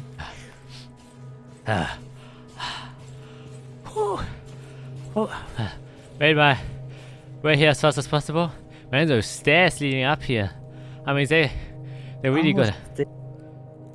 Gotta add that to our regiment. Oh, please, no. Let's start writing down notes on I stairs. thought we were leaving. Aren't we leaving? Oh, yes. Let's prepare stuff. Make sure your sister's ready as well, as the city is not safe anymore. Oh, you don't say. I haven't noticed. Well, now you know. I guess I got some good news. My good old Leonin friend, he managed to sell one.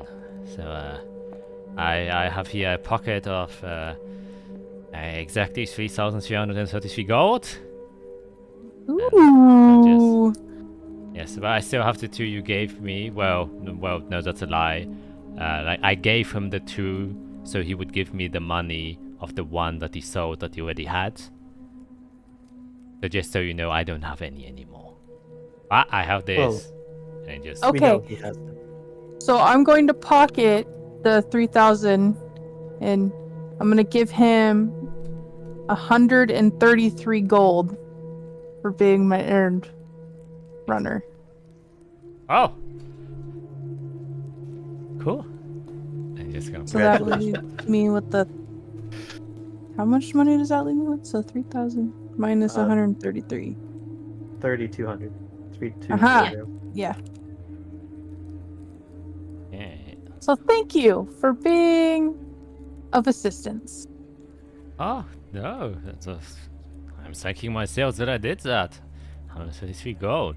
I mean, it's laughable in comparison to what you get, but I guess, well, you know, I won't complain. 133, right, you gave him? Yes. Okay. So that it leveled me out with exactly 32. Yes. Sierra, wasn't there a stipulation in your contract that said anything that Endel earned had to go to you? Oh, come on. I mean, to be fair, yes, but I believe you've earned that. Ah, okay. Yeah, I don't even know what I'm, like, gonna buy with it. Well, I'll add that to our lessons. Money management and future planning.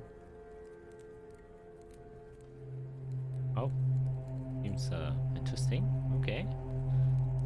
Anything that doesn't have to do walking upstairs all day, I'd be happy to do that. So let's prepare. Okay. And then he just kind of rushes back to Fiera where Tila is to kind of check up on her. Then, just to make things brief, how would you like to prepare? You know, if you want to buy something before you leave or stuff like that, you can just say it now. You don't have to, you know, go through and RP every single shop you want to visit. You can just tell me like that, unless there's something very specific you want to have a P99 build custom for you, so you can shoot Calyx in the balls. But unfortunately, That would be lovely. If we're going to be traveling, now that Arya has this money, she's going to want to try to find some potions. Yes, we have healers, but in case of a pinch, you never know what's gonna happen. okay. So you want to specifically healing potions? Yes. Yes. Okay. You go to an herbalist. He does indeed sell some, but his currently go for 70 per normal, and you can buy for 400 a greater healing potion. He only has 2 of those.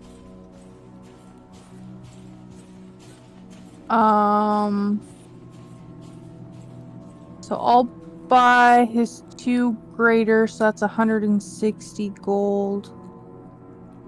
No, 140. 140? Yes, 140. Oh, okay. I can't math today. This is terrible. Yeah. DnD at its finest.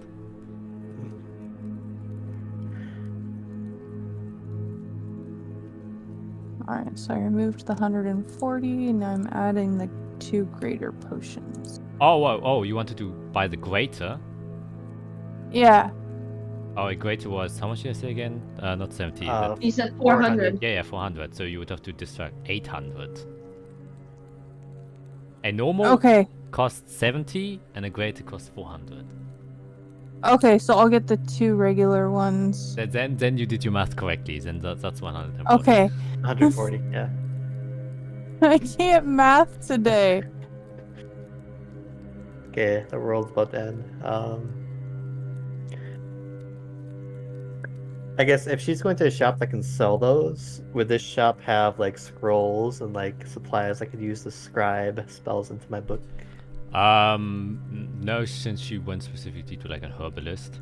Oh. But there are stores that do sell scribing supplies, so you can just find a store where you wish to buy, supplies for your spell crafting. Perfect.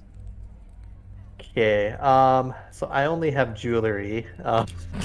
So don't really have gold. So if I need 400 gold worth, oh boy. Okay. I have emeralds. I have rubies. 150. Oh boy. So if I need like 400 gold worth of scribing supplies, would that be like equate to what I could buy from there, or would they mark it up? They would mark it up a bit.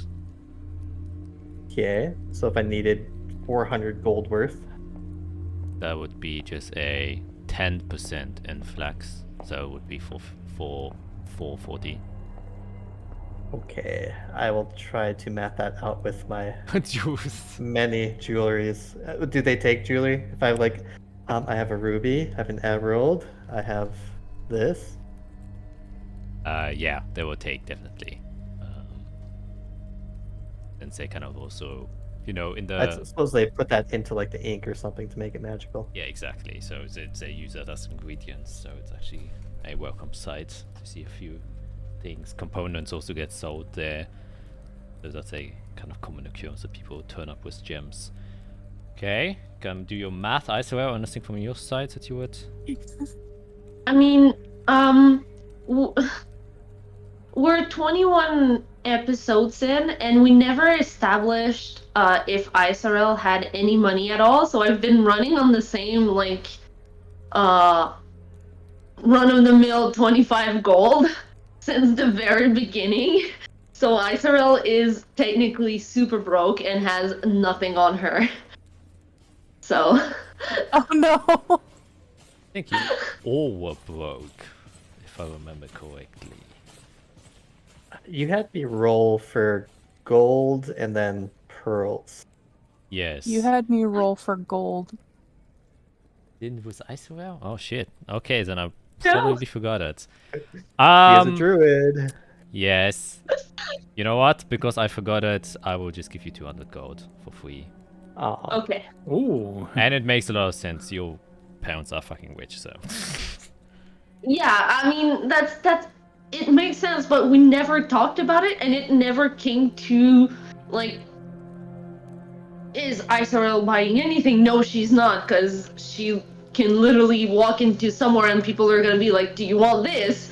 Yeah, that's why I also wouldn't think that I would be carrying a lot of money with her since this meeting. No, Right? definitely she wouldn't be walking with 50,000 gold worth of stuff in her pockets, like her friend does. But 50k of drugs. Yeah. yeah, but Yeah, you can add 200. Hey, that money's gonna help us in the long run, okay?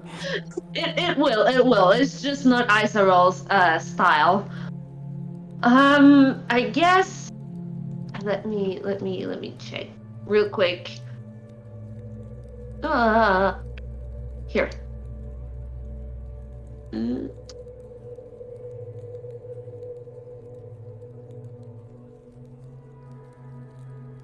Yeah, not. I don't know if she would have any type of needs.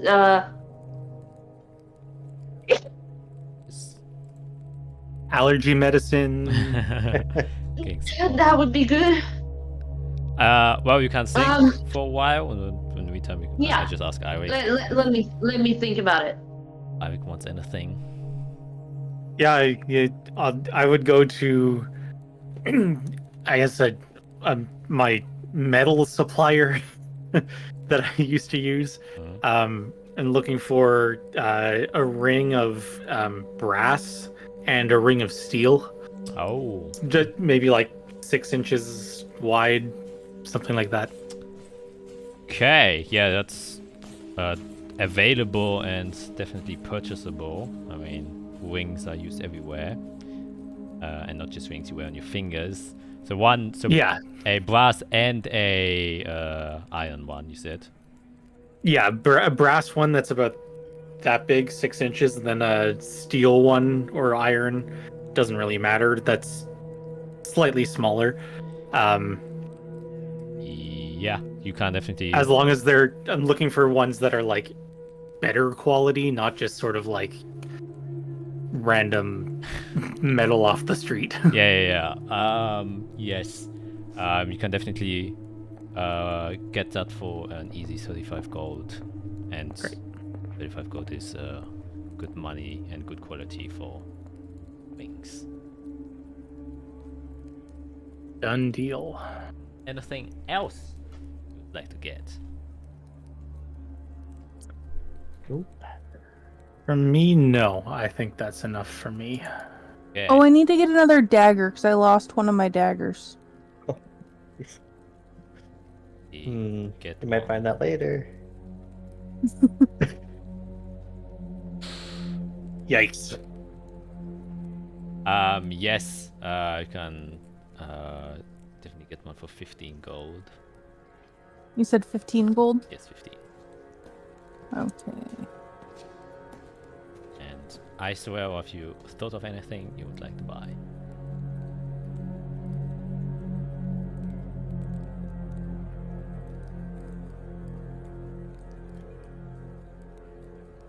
I just replenished my herbalism kit. I don't think I would need anything right now. I'm trying to think. We have the sending stone. Someone has message and or sending. I can remember which one of the two. Got some. Arya has some potions. Yeah, no, I don't think there's anything right now that Isorel would need, like, for this specific trip.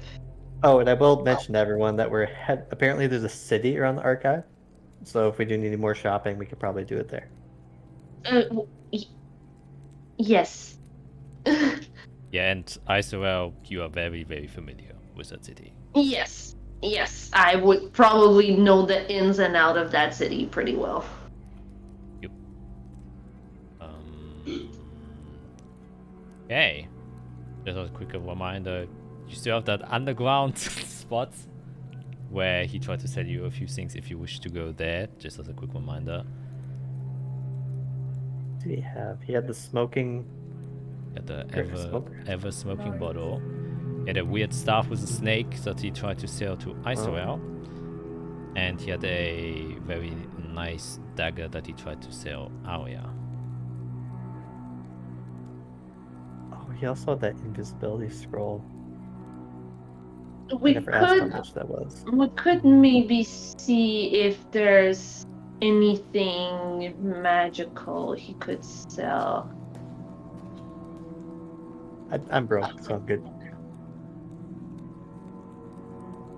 You know what? I'd rather spend my money at the archive if there's anything. I'm good. At the gift shop. Yeah. Few souvenirs. Oh, do you wish to buy souvenirs from Suna Ania? Oh, jeez. Yes. Jesus. Let's get this rolling. And now, why didn't I make a shop? I will now. Well, it will probably get written. Okay. Little snow globes. Yeah. Keychains. But with leaves. With the great tree of Telvon that is now not there anymore. I survived the Lich Cursor. Yeah. Sure. And all I Oh, got was yes. the stupid t-shirt. And lost a finger. Yes. Oh my god. An I Heart SA mug. Yes. Jeez. Oh gosh. Okay. What have we done? Too many good ideas. Reel it back. Okay, if that's it, then we can continue by whatever you wish to do after you've kind of gathered all your things. having made a quick expedition back to the inner city states. Now it's approaching evening, and you can see once again as you kind of return to your place the astral vestige hanging over, welcoming the setting of the sun as the reds illuminates the sky, almost foreboding with the knowledge you have. So just to go over everything quickly, the gentleman we're meeting is Vermin Goldschelp. He was in the VIP box with me. We actually had a lovely conversation. He's a historian, so we should all get along pretty well. I believe he's from Kovith as well, though we didn't go over his background too much. Yeah, seems like a nice fellow, so.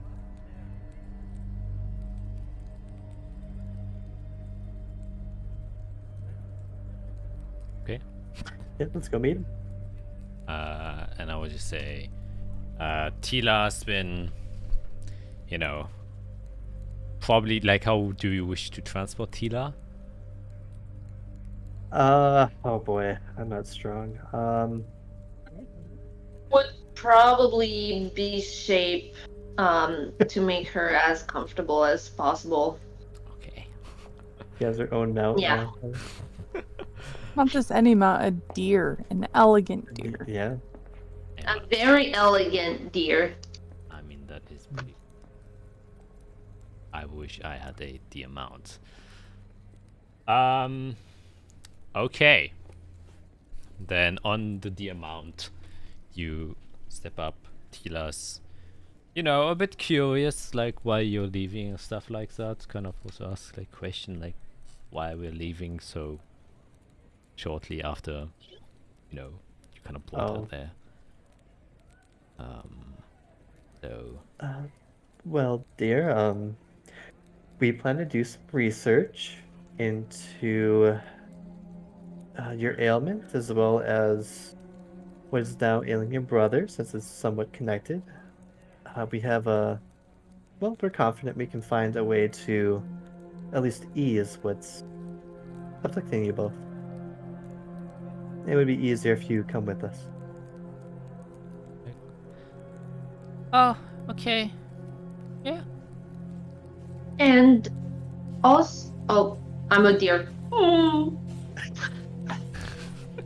Arya's going to try her mind powers. She's a little scared to try it, but she's going to.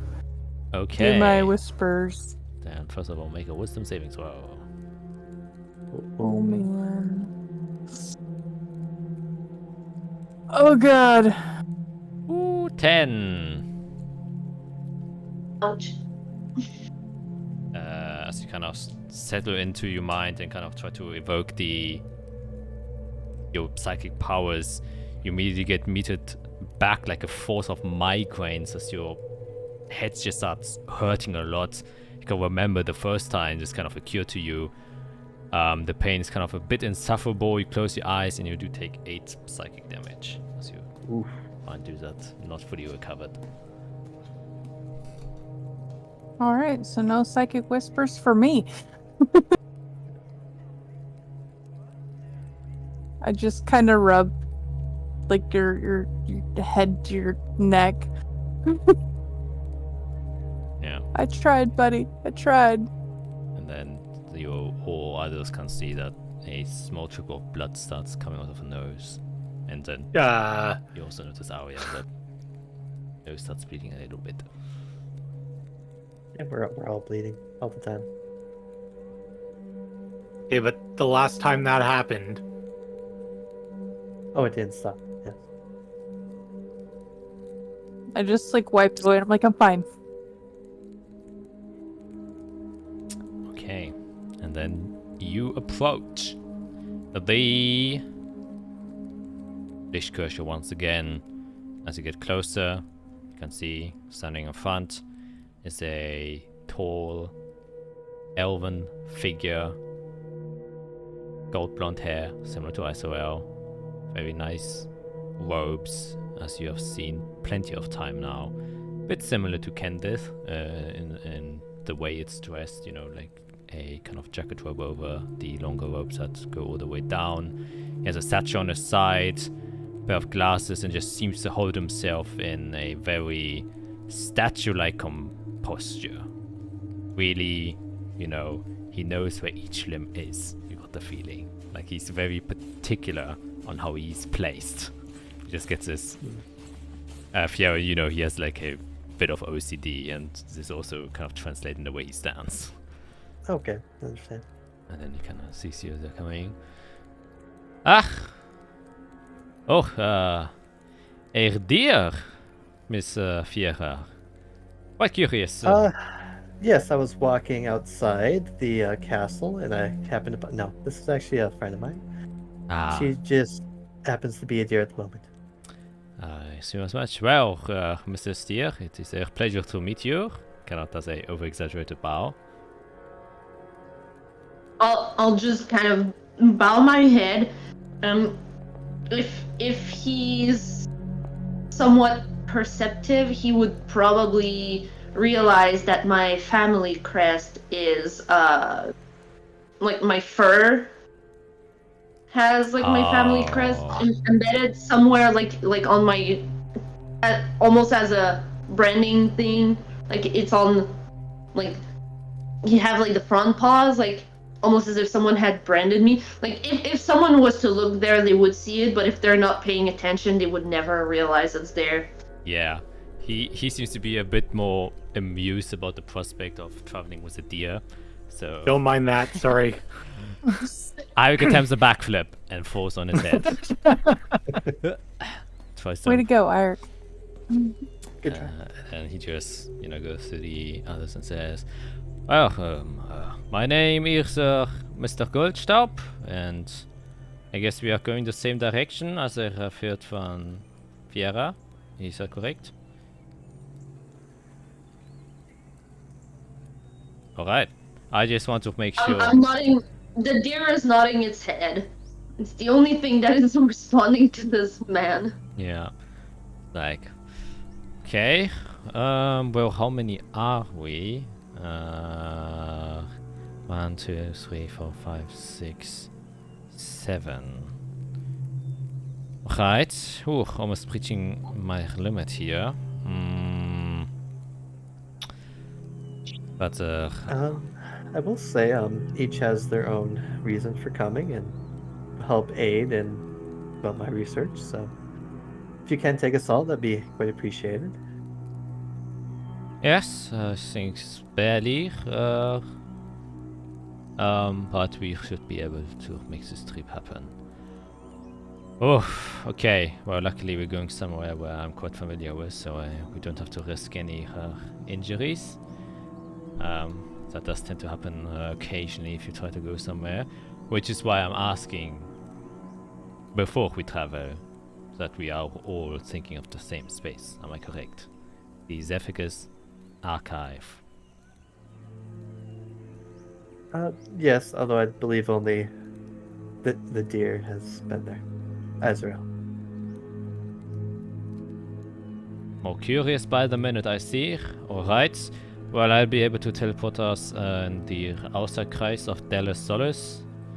That is just the normal estate area of the city that surrounds the Zephygus archives. Okay. Well, I shall then prepare. And I guess hold in your stomach. Sometimes people feel a twirl and can be a bit nauseating. It's always different from person to person. And then if it happens, just take a deep breath out. Do not try to focus on anything. Otherwise, things can get very dizzy very fast. I will go hold Tillian's hand. Tila's hand? Tila's hand. Ah, okay, not okay, Tillian. okay. Tila's, yes. And it takes it weakly, barely holding onto your own. And he starts casting it. Since it's a teleport spell, it immediately happens as he just kind of He has a very odd kind of a little wooden sculpture, like a very small wooden sculpture of what seems to be like a feather of some sort that he uses as an arcane focus. And he just kind of places it to his sternum as he then does a few incantations and chants, as you see the route immediately around you, and he has made sure that you're all kind of bunched up together.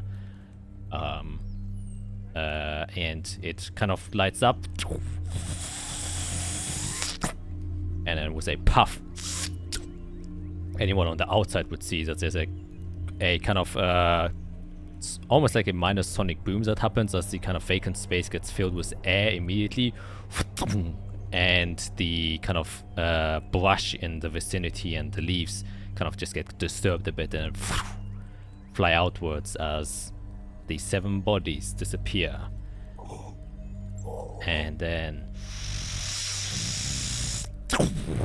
as you're traveling through this, you each immediately feel this sudden wrench, almost as if you like, you know, in a car and then it, you know, brakes faster than you expected and your entire body just lurches forward. It's similar to that, where every single part of your body gets pulled simultaneously, and you can just feel the room and space around you just kind of twirling around and around. And it feels longer than it actually is. It's an instant where this occurs, but just this nauseating feeling of, you know, something that your body isn't used to. It's trying to take in all the sensation it can, which unfortunately makes you nauseous because it's too much kind of going in simultaneously. You see a vessel of colors just kind of piercing your eyes, so you close them.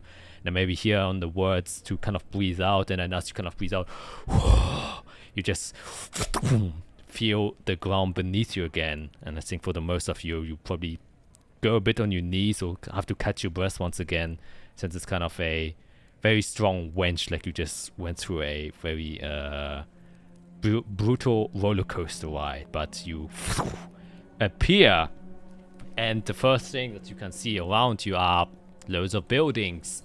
But kind of looking past these buildings and the people around you, you can see what's different from Zunania, and you immediately notice is that things are now above you, in the sense that in the horizon there are many great trees that you can see that even reach above the buildings itself, while in Zunania you were mostly very comfortable in, you know, being on the high plains, almost looking down on things. And this is the first time that things are looking down on you.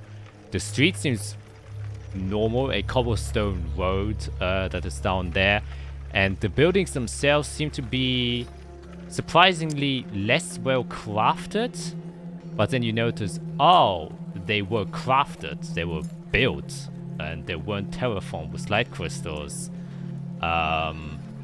Isabel, you would know, since it is placed in extremely dense forest in the Sevalon Great Woods, the great trees kind of take most of the brunt of the high storms, allowing for people to build houses here without them getting swept away when a high storm does come. And you can see that immediately the architectural style is very different. You can see wood is being predominantly used and not just stone. A mixture between them, and the buildings themselves have like odd kind of structures which you wouldn't be able to have in a normal city, because once again it does have a very stable foundation, otherwise it gets blown away from a high storm. And it just seems a bit more lively in the way things are decorated, because this allows for people to put out signs and stuff like that without worrying it for them to get blown away. And you can also notice a shift in temperature. The south of Azathia is a bit warmer, but now that you're this far up north, you can feel it isn't a great difference, but from the standard, you know, 20-25 degrees Celsius in Zunania, this is like a more comfortable 10 to 15. And you can also smell the freshness of the air inside of this wooded interior. And you are now inside of Dallas. And Mr. Goldshop kind of just takes a blunt and says, oh, alright. Oh, Went quite well. I hope everyone is okay. Young Mrs. on the deer. You can see Tila is heavily reeling from it, and she even, in fact, went unconscious. It's kind of just laying on, just limply on the deer. Oh. If I check her, is she like okay? Just.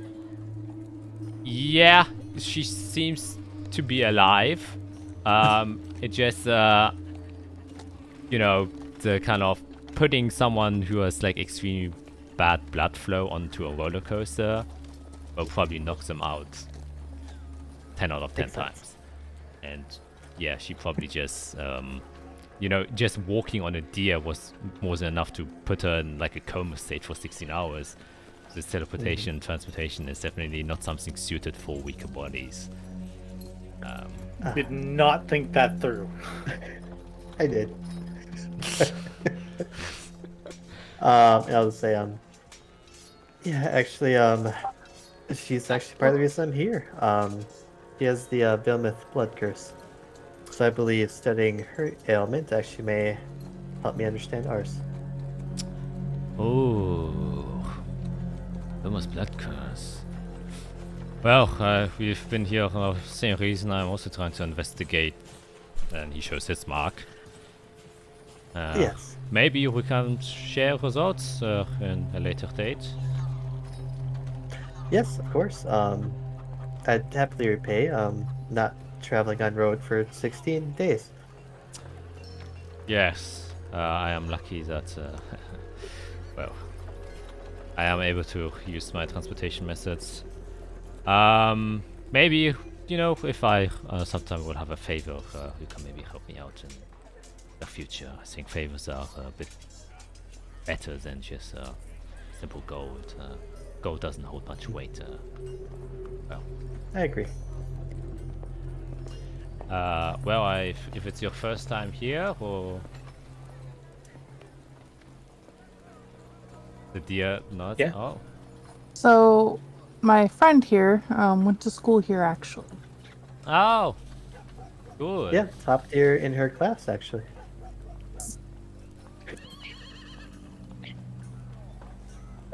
Wow. All right. I think I have a meeting that I have to attend to. I have a few friends that I need to visit. Just enjoy the city. Definitely a lot more calm and smaller than Zunanir, so that's always a nice change of pace. And that's the other thing you would mention now that you're, you know, taking more of the immediate surroundings. There's way more space between the houses, like several meters on some occasions. Not like Zunanir where everything was, you know, built atop each other, kind of clumped together in one big cube. Here you can see separate houses, actually differentiating between one house from another. That luxury, which you would be very aware of. Yeah, you do not have. Like, you always will have at least 5 neighbors. It seems like, oh, you can have your own estate. And yeah, all kinds of people are running around here. Well, still mostly, you know, gnomes and elves, half-elves, quite a few humans too. But those seem to be like the predominant races going back and forth. And with that, Goldstaub bits his sleeve, and he just kind of walks away after, you know. Well, actually, I never got who you're affiliated with. The institute, I guess. I don't have any formal. Are you a student, or you seem quite more than that? Well, I am currently just going through the process of, you know, potentially becoming a professor, and so that's, you know, taking its time. I see. So I'm kind of getting my higher degree of education, so I'm admitted to teach. Oh, well. Good to know. Thank you. And then he leaves. Izarel, could you kind of guide us towards where we could find a place to rest More so for our new friend. I would most likely try to get us towards where I used to reside when I was a student here, and see if there was any place for us, or if I could remember if there was a like an inn or somewhere where visitors could stay. Yes. Well, that is a good time. Since you have someone to kind of guide you, I'll bring you on the map of your new city. Ooh. This is Ooh. Elisolis. Here we go. It's so exciting whenever we see a new city. Let's Yay! think about Because we've how- seen like 2 of them. This entire map. Yeah, yeah. So, you would know as well that it's separated into 3 wings that, you know, go in, and those are the kind of main districts of the city. And they are aptly named Außerkreis, Mittelkreis, Innerkreis, which is as Elvish for outer circle, middle circle, and inner circle. And you would know the Außerkreis, the outer circle where you currently are, and you can recognize it by the buildings, is where, you know, normal civilians live. It has grown into a normal city, so people just live here. But most people are also like trade, stuff like that. So most of the stores are in the Außerkreis. The Mittelkreis is where all of the student accommodations are set, and that is where you spend most of your time. Obviously, you can only stay there when you are an enlisted student, but there are also inns and taverns. Obviously, in a place where there's a lot of students, they need an output, which means taverns, so they can drink and party. Those definitely exist inside of the city. While it still tries to hold the image of prestige, definitely students still go out on a baller run. And then, of course, the inner Kreis, which is the campus ground of not only the entrance to the Zephygus archive, but also the 10 colleges/universities that are inside of here, and the main reason why people are here in the first place. Yes, so if you wish to get an inn, you can definitely go to the Mittelkreis and find one. You know that there are 2 options. It's kind of the Sunset, that is a more high-end inn. Obviously, then will cost more expensive to stay there. And then there's a more kind of mid-tier. Nothing here is really low-tier, but you know, you average inn called the 4 Walls. Yes. I want to go to the expensive one. Mm-hmm, mm-hmm. Would kind of and start walking in the direction. And yeah, you do so. A few people do kind of look to you oddly, but it doesn't seem to dismiss or amiss, and people just kind of just take note of, oh, one of those again. Okay. Some people are just trying to assess, is it a drunk student, or are they like trying to accomplish something in their deer form, and then they see Tila on the back and they're like, oh, okay, just a mode of transportation. It seems like people are accustomed to, once again, not only the use of magic, but probably like druidic crafts and the sort. And the other thing you then, especially Ari, you notice is there's a lot of kind of wildlife, in a sense, in the air. Like there are a lot of different types of birds that are flying around here, that you can take note of, and the chirping in the sky becomes immediate evident, a lot louder than, you know, back in Zunania, where most of the cries of birds you heard were of gawking seagulls, which isn't a very pleasant sound, and this definitely seems to be a bit more inviting, if you so will. And then traveling. So as we're walking, Arya's just kind of going like this. She's a little bit more distracted than normal and just kind of looking around at all the wildlife. Yeah, it's a pleasant surprise. The kind of claustrophobia set in by Zunania is replaced by these kind of large, spacious interior of this city, and then you get to what seems to be a river, and you can see, and as you can see on the map, which goes all around the Mittelkreis and kind of go to one of the bridges that crosses there. And as you go over, you can see left and right that there are small boats on these rivers. It seems like kind of port ferries, like they're very small boats, kind of like Venice.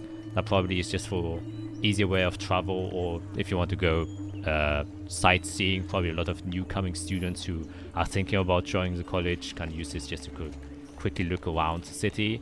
And as you kind of look further, you can see like smaller ports that have like these canoes and rowing boats set up that people are, can lend or borrow. And then Endo kind of looks over and says, funny, that's how we met. Yeah, I suppose it was. If a deer could sigh, you would hear a happy sigh from Isarel. Like, you probably, like, from the way she's walking and her demeanor, you feel like she's, for the first time since Fiera and Eirik met her, you probably get the feeling that she's feeling extremely relaxed and like in her element here. Yeah. There's definitely like a lot. There's an aura of calmness around Isarel right now. Yeah. And yeah, I think you all would feel it. The air is nice. The people seem a bit more pleasant. It's like when you go from New York to any other city. I've never... Yeah, no, that makes sense now. Okay. I've never Good been setup. to New York, but from what I've heard, Oh, that's, I think, the vibe you get. And Sunania is the biggest and crowded city on the entire continent. So, yeah, that's I think, a fair comparison I can make. country or continent? You mean country? No, continent. Really? Yeah, it is the biggest and densest city on the entire continent. Wow. Oh, okay. Yes. Well, some speculate that Barashiel, the main city of Canaan, might be like big and bombastic, but it's definitely not that Less dense. people. Yeah, way less people. I guess there is the underground, which is literally another city within the city. Okay, yeah, okay. Yeah. That checks out. Yeah. So, yeah. And because it has two rivers with which they could build all their ports there, it just had a massive expansion over the years, while the others were kind of low-key. Yeah. Anyway, you then slowly make your way. As you get into the middle kreis, you can see it becomes even more spacious, but the dress and attire of the people quickly change into, more less common clothes and more like student attires. And you can start seeing what isn't necessarily a wall, but feels like one, is kind of the outer ring of the inner kreis, which I guess the deer points with their nose to, suggesting it. You see, it is like a wall built like on the outside, with like you have seen in Zunanir. It's just like large, tall college buildings, but that have been built around to still present a physical border. However, you can see occasionally, every so often, a large tower that comes out of them, with each one of them has a kind of unique build to them and a kind of iconography kind of plastered onto it, probably representing the college section, so people can know to which college they have to go, and then they can identify it by the towers. And then after walking there, and in a comfortable stride of 15 minutes instead of 1.5 hours, you get to where you want to go. You can see a big 3-story building, walls painted in a bright yellow, wooden beams separate each floor, and it has a rather steep roof compared to other buildings that you have seen in Zuanir, which are often very flat. You can see balconies that come out, that lurch out of the roof itself, where you can see that's probably where the third floor is. And then a large chimney that can also be seen, that kind of goes high up in the sky with a bit of smoke over it, and built deliberately higher than the balconies itself to not disturb the guests. And you can see large windows on the lower floor, and on the very far left side of the building is the entrance with a small stairway that kind of elevates up to it.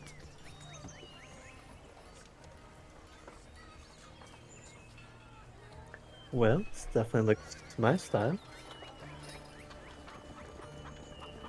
I don't know how good a position we're in when the only person who knows their way around right now can't talk. Oh, I guess I haven't tried. I'll cast a message, the cantrip, to Azrael. Is this something you can respond to? Because I think it's verbal, if I'm not wrong. Oh. Oh, yes, you have to whisper back, right? Yeah, I think it's Oh, yeah, You, then.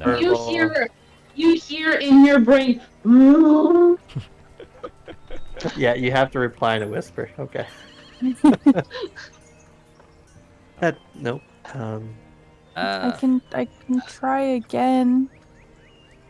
I I mean, think that's okay. I can just carry Tila. I mean, if you're already there, I don't think there's any more need for the deer to carry. Yeah. Well, when Endo mentions that I would kneel down so he's at correct height to pick up his sister. Yeah, which he then kind of does, picks her up. Yeah. Having gained a bit of more And muscle from his training. He kind of- Good. And I'll revert back to my elf self. and your turn.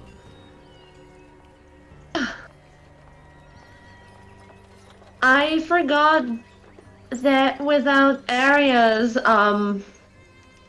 abilities, I am completely cut off from any form of communication. I failed again, and I kind You- of hang you- my head. You did not fail. It's not your fault. It is literally not your fault. True, and we can mostly understand your nods. So. I mean, I tried. Should we get a room then, or a couple rooms? Because I don't think all 6 of us are going to fit inside one room. I mean, I have no problem paying for 2 rooms. And then I would probably try to contact my professor from here. He probably would know where to start looking.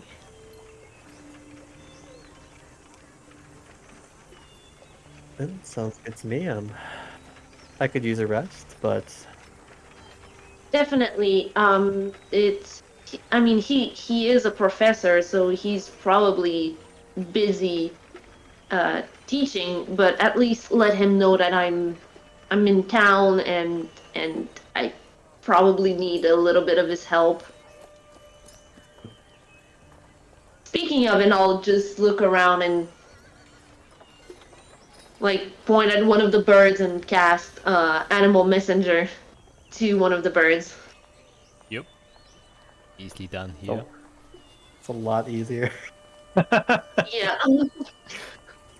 Flies down to you. And just Hands on your hand. yeah. Oh shoot, I don't have my notes with me. Crap. I don't have the name of my professor. Oh. I can look it up. Yes. Arundel is his name. Yeah, Terrendel. Find Terrendel at the archives and tell him Hyserel is at the...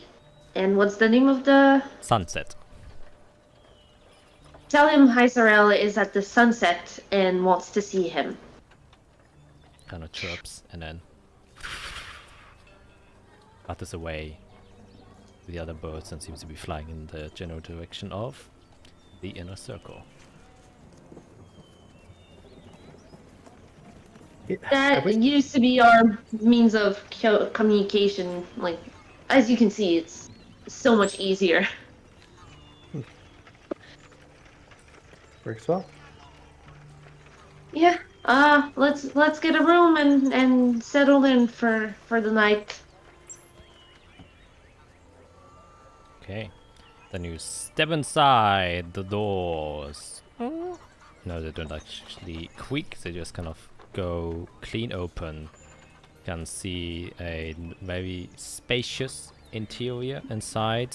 Just a few load-bearing pillars made out of wood, kind of supporting the structure. But everything has this very warm feeling to it. Very kind of strong, saturated orange wooden planks that are being used in the interior. They might have been painted, but could also just be, you know, the natural color of the wood. But it just has a very comfortable feeling inside of here that also gets reflected by the smell. You can smell the very strong scent of pastries and other baked goods kind of flying around. On the right side, you can see several tables set up next to the windows, and you can see a couple of people just residing there and having their dinner, as the outside is kind of the outside light diminishing bit by bit. And on the left side, you can see immediately next to you a staircase that leads up, and then a kind of lounge area that is in the center, and then on the very far side, back behind like a very big bright yellow orange carpet that is placed on the floor, a very little desk counter where you see a little man behind it, a halfling kind of just there with very bright orange hair. He's got mutton chops on the sides that kind of just prove out a bit.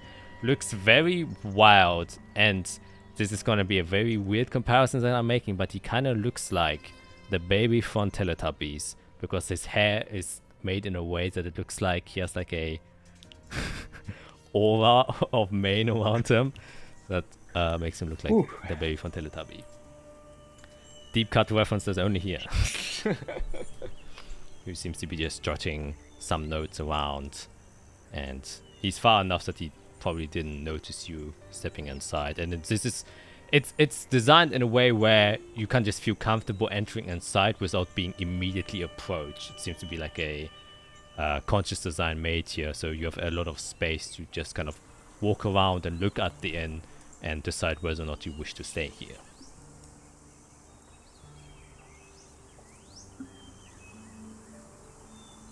Good evening. Sorry to bother you. We would like to rent some rooms. Oh, hello, lass. Yes, of course. I didn't notice you approaching here. Rooms in the sunset.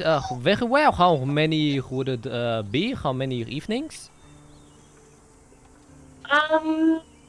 Let's say an open tab. We don't exactly know how long we'll be here. And enough rooms for 6 people. Alrighty, tab can be done easily enough. 6 people, would you like to divide the room or have one larger room? Maybe 3 and 3, or 4 and 2, I guess. 3 and 3?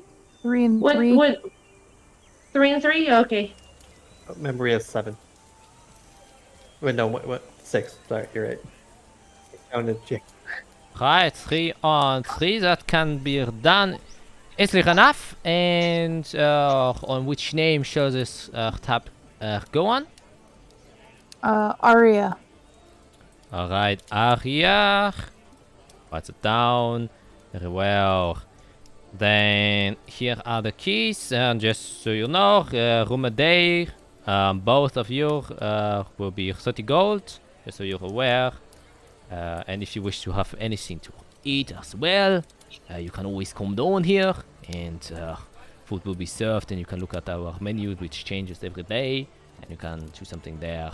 It is not included, however, but yes. Here you are, and he gives you 2 keys. 203 and 204 are the room numbers. Thank you. No worries. And if there's anything else you would like to need or have done, then you can always just come to me.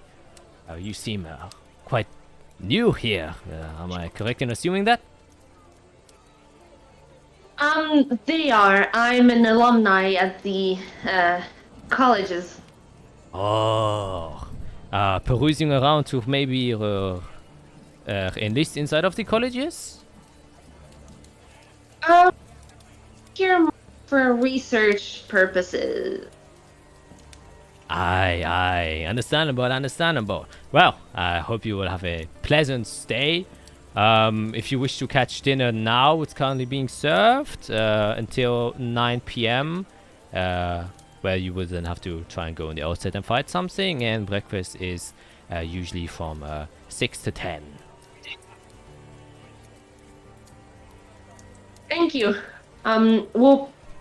We might come down for dinner. We'll just make sure our companion gets the rest she needs.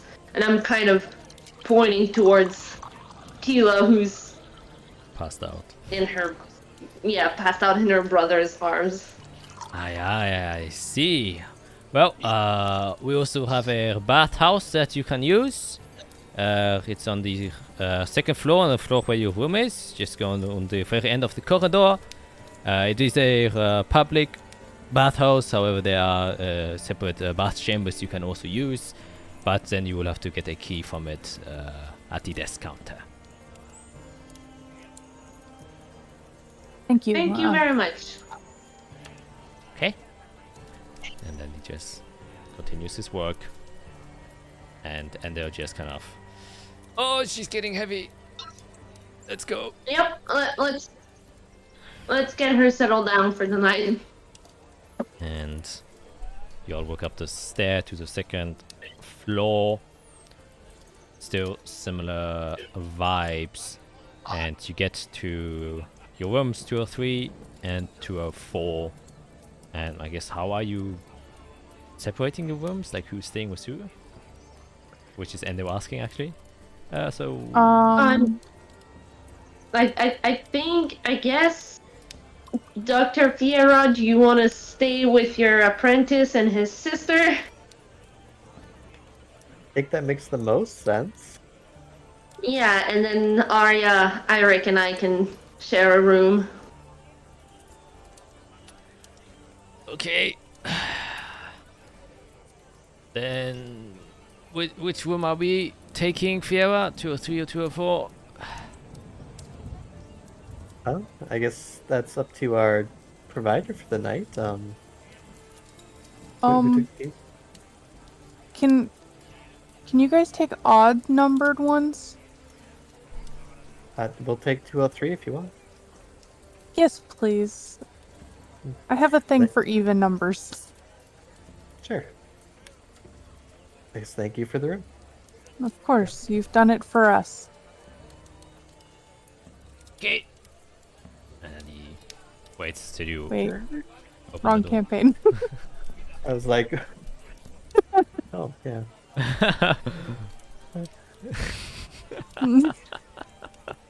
My bad. Okay. Got confused there. Yes. Enter inside the rooms. At least since you were so used to being in the high planes, this is a severe downgrade in every single way. It is still high tier, especially for you, Eirik, on what you're accustomed to, you know, it's still good shit. But for Isera and Arya and Fiera, dang, this is some low tier shit. Coming from the high planes. Oh yeah. We're downgrading. Yeah, your spoiled nature is just kind of, you were so high up that you could only fall. It isn't bad by any means, like it's still extremely good quality, but you know, you don't have a private bath, obviously. The beds are all normal size, are not king or queen sized. You only have 2 blankets instead of 6, and you only have 2 pillows instead of 8. You do have a small balcony that goes out, which, you know, at first you could see the balconies that kind of lurch out that you saw on the outside, so you have a view or can go outside if you wish to. And that's also how you can also see each other, so you can maybe check out the balcony you can see on the left and right are the balconies of the other rooms. So if you ever wish to have a conversation without leaving your room, you could technically have one on the balconies, is what I'm saying. Yeah, it's decently sized. It's like 20 by 20 feet. For 3 people is quite good. The beds are obviously placed next to each other with a bit of space, and each one has a kind of chest where you can place your things in, a large drawer, and that's it. Well, also a table, chair, and mirror and stuff like that you got.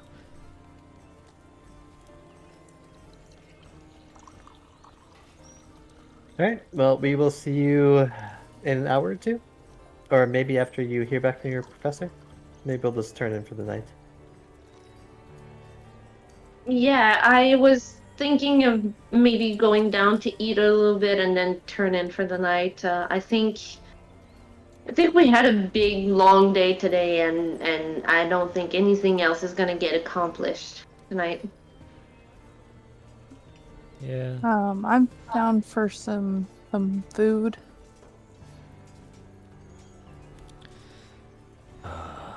Yeah, we haven't eaten. Yeah, I haven't eaten anything, I realized. By the way, one question from my side is, so am I just, should I stay in our room then, Fiora? Since I don't think we have the luxury yes. of maids anymore.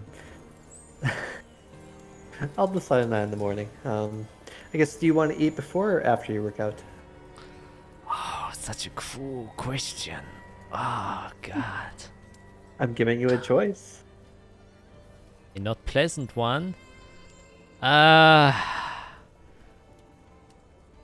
Also, combat or exercise? Are you sure you want to do combat here? Is that like a little bit dangerous? I mean, we have to keep on you. You only just started using shield. I kind of noticed that you kind of just hold it a lot. Yeah. What else are you can move. supposed to do? Like, We'll do combat training later. oh boy, oh boy. Okay, I will eat after training, just because I know running in a full stomach, ooh, that stuff will just come right back up, like last time, which I don't want, and I want to enjoy my food. You know what? I have to psychologically train myself. I have to earn my food. So, with that, I have a stronger will to train. Yes. Yes. Perfect. I rip out a piece of my notebook that has his training regimen for the night. I'll be on the balcony with Tila, and we'll be watching you train. Well, I'll be watching you as I watch her. Should she be like in the bed? Well, I was going to like. Yeah, okay. She'll be on the bed. I will watch her from the balcony while I watch you train from below. Okay, so I will just be a crazy man on the middle of the streets. I see. Wouldn't be the first time. Okay. And just look forward to your good meal after your workout. Yep. That is what I will I can't talk anymore. Okay. I would just go for one then. And he kind of looks at the list. This goes down. And I added stairs on it. Running up and down them. Inside of here? You'll have to figure it out. They will think me a madman. We'll be kicked out. You can put pads on your feet. Or you could just go shoeless. That way it's quiet. Yeah, but I mean, you're inside of an inn, enjoying your evening with your lovely wife, and then you look up at the stairs, and there's this young crazy guy who is extremely handsome, thank you, running up and down the stairs, and you wouldn't think that's a weird thing or offer a complaint to the innkeeper. You know We what? just walked through the city with a deer. Yeah! We're in the middle of the wilds! Well, if anyone complains, and I'll like crack my knuckles, you can Okay. send them to me. Okay.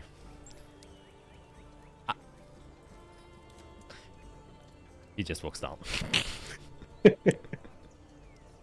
Ah, my protege. The place is filled with students. Someone's gonna be working out somewhere. Yeah, he'll be fine. I mean, there's students of all kinds, so And there's. your professor's here? I mean, he was when I was studying, and well, I guess I did disappear in the wild for over 100 years. So, So there's some down period. Okay.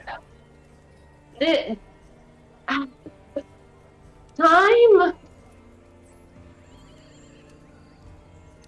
time is a little weird. With my personal timeline, at least, there is a few years that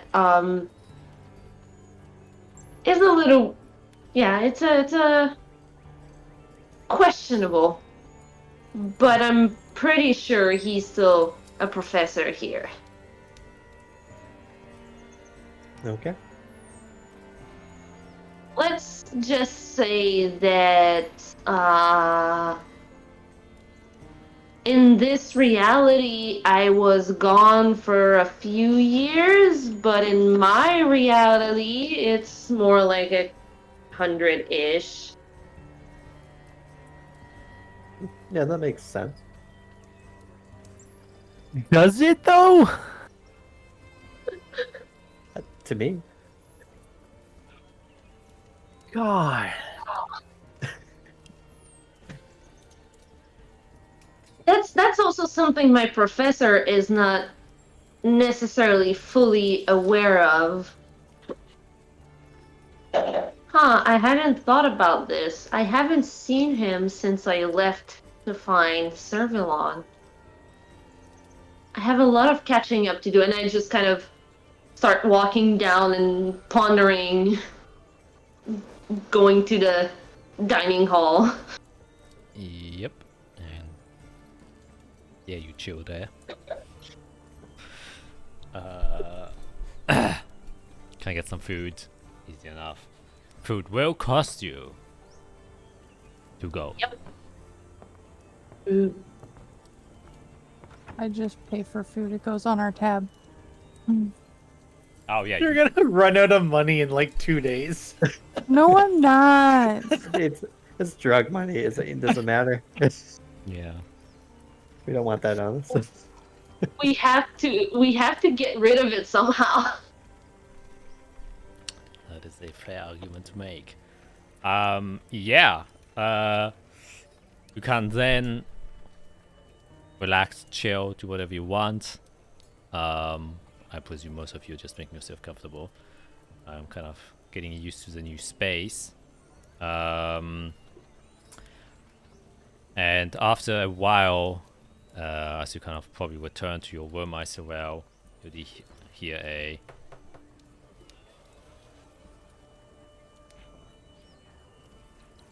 as you kind of look to the balcony and the kind of closed door, which is a window door, I should say. It's made of glass, so you can look out. You can see a small bird kind of on the door handle, just tapping on the glass. I'm gonna go open it up and let the bird in.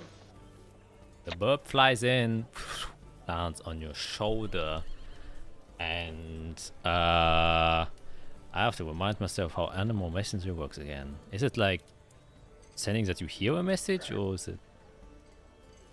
I do believe it basically. Hold on, let me see here.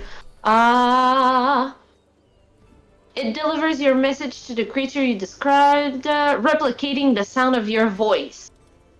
Oh, Yes. okay. Fun with that. And it's also a message of 25 words only, which I didn't realize. Yeah. It's very short messages. Yes.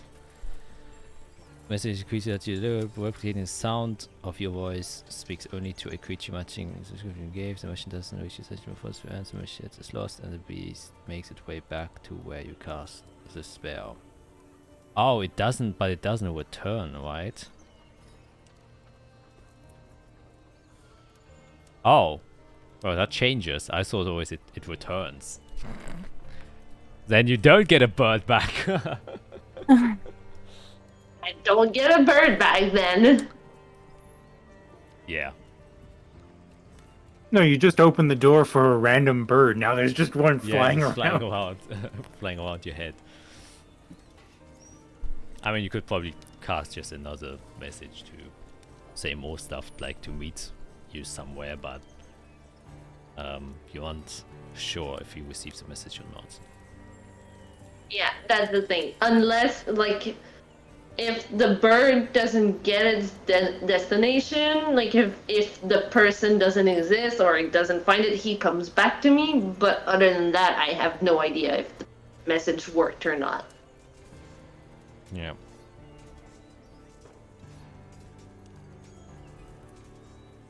Yeah. So ignore what I said, because I thought it was like sending that you give and receive, but it doesn't seem the case. No, it's a one-way thing, unfortunately. Yep. Okay, then I guess, are there any particular plans you would like to have for this evening?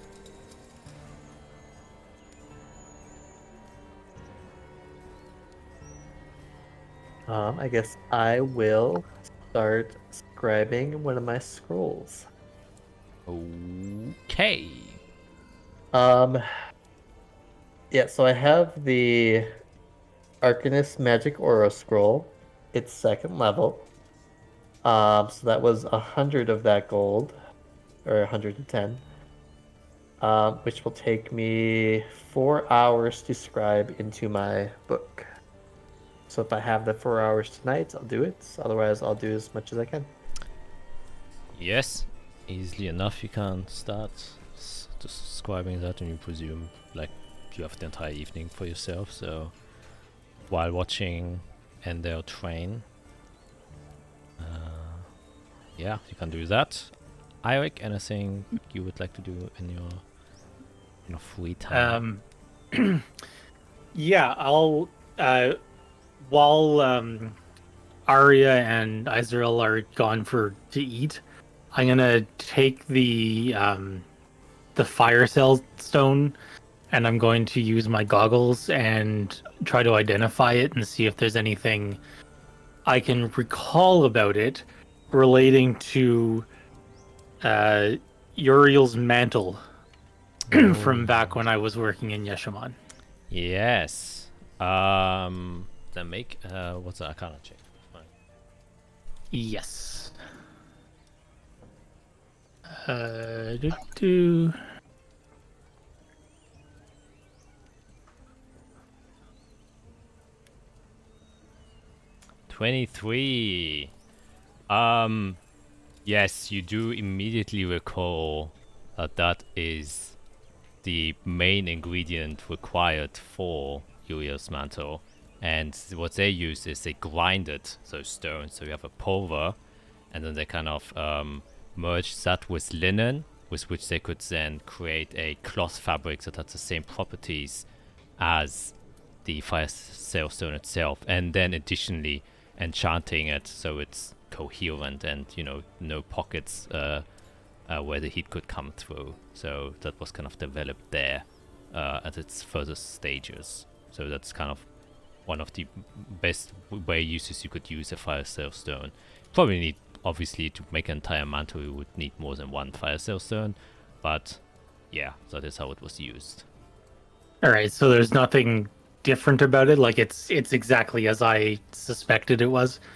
Yeah, it is the material that's been used for there. It isn't different from other fire sailstones you have seen before. Great. I will. Yeah, I'll just kind of note that down, and go back in my notebook and start kind of like comparing things that I had written down about Ariel's mantle, and just Ooh, the building of it and stuff to see, yes. just try to refresh my memory on certain things. Yes.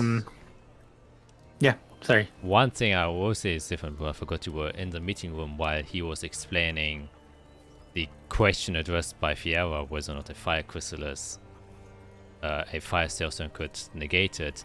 You would know for a fact, actually, I forgot to tell you that a fire sailstone couldn't stop the fire of a fire chrysalis. Even if it's low temperature, it would heat the stone regardless of what happens. That's why even the mantles, that's the reason why they got extra enchanted. The enchantment help with fire chrysalises, but the fires of fire chrysalises are in a somewhat different nature. They almost can't seem to be negated. And you probably remind yourself on the wound you have on your chest, which happened in a similar fashion. Yeah, Yeah. that's true. Yes, so you would know that, which I forgot to mention. Okay, and I think that's you cleared for the evening. As well, Aria, anything from your side? Or just resting? It's kind of eating and taking in my surroundings. And I would relaxing. probably be rambling stories of my time here while I'm eating, even if no one's really listening, and just Arya would being definitely be interested. just talking about my life at school and how I was studious and didn't really take the time to go out and was completely absorbed in my books and my research and stuff, and just happy to be there and for once maybe want to take in like a little more of what the city has to offer, because back then I was so focused on my goal of finding the answers that I needed that I did not take the time to enjoy the city, and I spent my entire time with my nose in books. And this time I'm like committed to actually seeing the city itself, even though I am still here to look at stuff and research and put my nose in books and probably not end up not seeing much. Yeah. And just kind of rambling around, basically. Yes, the good old college days. Yeah. And Aria, anything other than maybe listening to your good friend? And it's also kind of the first time you could really catch up. It's like the first time you are hearing stories of the college since you immediately departed when you met. Yeah.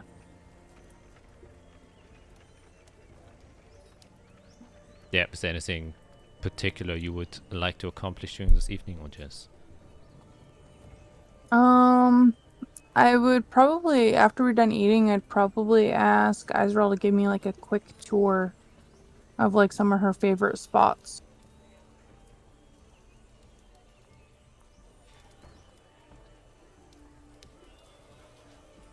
Do you do that? I guess that. Oh yeah, yeah. I would. Without being able to go into the inner circle, I would probably point her around, like, oh, I spent a lot of time over there, and then take her next to the canal. Like, I would come and meditate over here, and then basically like show her like I literally did nothing else than read my books and study.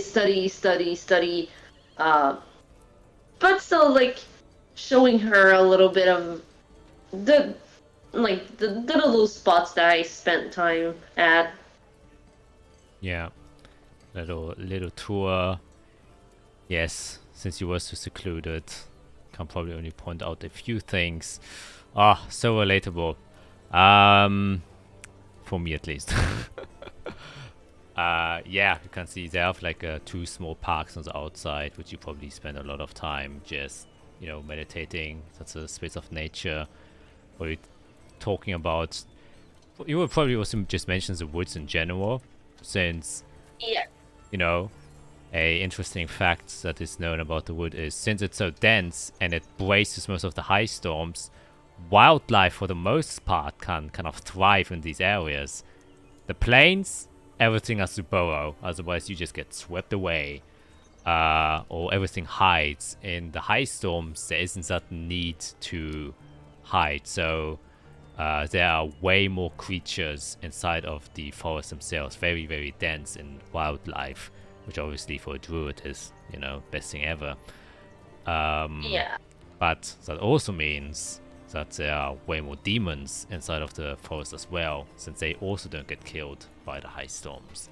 So there's that kind of balance, and because of that, the creatures have kind of evolved to, you know, be able to defend themselves against demons, and thusly, it is quite dangerous to go alone in the forest, as Isarel probably your story continues, as you said that you actually did that. Yep. And basically, I would tell like Arya, like, so we're situated in the Servalon Great Woods, and as you know, the god that I work with is Servalon. So I came here to find more information about him, and I just knew that he was somewhere in the woods. I just didn't know exactly where or how I could find him, but spending my time here, I learned as much information as I could, and then I did exactly what everyone tells you to never do, which is to go into the forest and get lost. What? Yeah, that's pretty much what I did. And I guess Cerberlon wanted me to find him because I was never attacked by a demon. And one night, this beautiful, majestic deer appeared to me and showed me the way, and I found Cervelon's shrine. Well, one of his shrines, actually. Do with you? Do you always do reckless stuff when I'm not around? You are the one person that grounds me into reality, so when you're not around, I do tend to do stupid things. Oh my goodness. Hey, that was, I mean, for you, I don't know how long ago that was, but for me, that was hundreds of years ago, like water under the bridge, right? Did you do this like right after we both went our own separate ways? Yes. Okay, we're not gonna talk about what I did. Anyway. Yeah, you continue walking with a brief bit of awkward silence. Yes. And a point of order, actually, you can make me a, I guess, history or religion check, ISOL. We'll go with history, because I am proficient in it. That makes a lot of sense. 14. Yes. While your god is quote-unquote Sevalon, as you would call, but your shrine that you visited specifically was, you know, kind of belonged to one of the heralds and one of the daughters, which is why you became Circle of the Moon, since one of the daughters was of the moon. And the fact I wish to mention is, you would also know that Delis Zolis, the name, is a name from one of the sons of the Lightweaver. It was named after him. You are dedicated to the daughter of dreams, Sol Molta, and one of the sons of the Lightweaver, which in a sense, Lightweaver, you aren't sure whether or not that refers to Sevalon or even a higher being. It's, you know, kind of debated, and in your research you never really fully found that out. But it's kind of in similar tandem to, you could probably find druids who are dedicated to Delis Solus, who is the son of memory. You would know, which is why the archive was, or the city was named after it, since it is literally the archive of Azathia, and that's why. Yeah, the memory of the land and all that. Yeah. It was named after the sun. Then, yeah, probably after, you know, having a quick tour around, showing a few inns and a few stores that reside here, and after the sun has set, you both kind of retreat back into your chambers. It was one of the more, I guess, less, in quotation marks, exciting days, more relaxed, so you aren't feel as stressed out, I would presume. So you kind of can lay yourselves comfortably inside of your beds. In a sense that there isn't a immediate danger, but, you know, the pretense of war obviously has its own stresses with it. But you aren't, or it doesn't seem like you are at risk of assassination or something like that, which you were in kind of before. And with that kind of comforting you into your sleep, you'll close your eyes, and the day comes to an end, which is also where we're going to end today's session. As you are now inside of Delis Solus. A new chapter begins. Let's see how this goes. Will it be a good one or a bad one? I'm excited. I'm kind of home. Kind of home. Yeah. Or somewhere else. Yeah. Running away from war.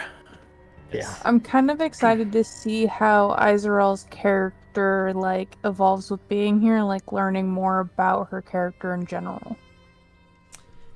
Yeah. Because this is kind of where it all began. Yeah. This is pretty much where Izarel became the Izarel that y'all know.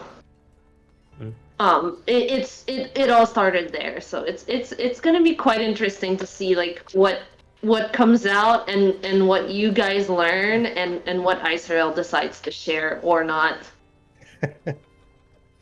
Yeah, it seems we're all kind of holding back some info from what I can tell. What are you talking about?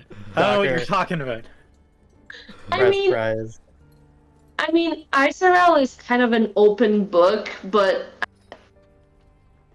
You're also hundreds of years old, so yeah. Yeah. A lot to share. yeah. Yeah, it's always nice to Yeah, see. no, I'm excited. Yeah, I always love it when Ivik just decides to poke. Just give a hint of his stuff. What's that? Is it similar to the Aspeo drill? Yeah. It's like, okay. Oh man, always catches me off guard, that's for sure. Yeah, I'm Oh. also excited. God, and we didn't have to go on road for 16 days. I was so worried. Yeah. Fight about 1,000 demons. Yeah, yeah. All right, day one. Let's go through it. What do you do? How do you prepare for demons? Yeah. Oh, there's demons up ahead. What do you do?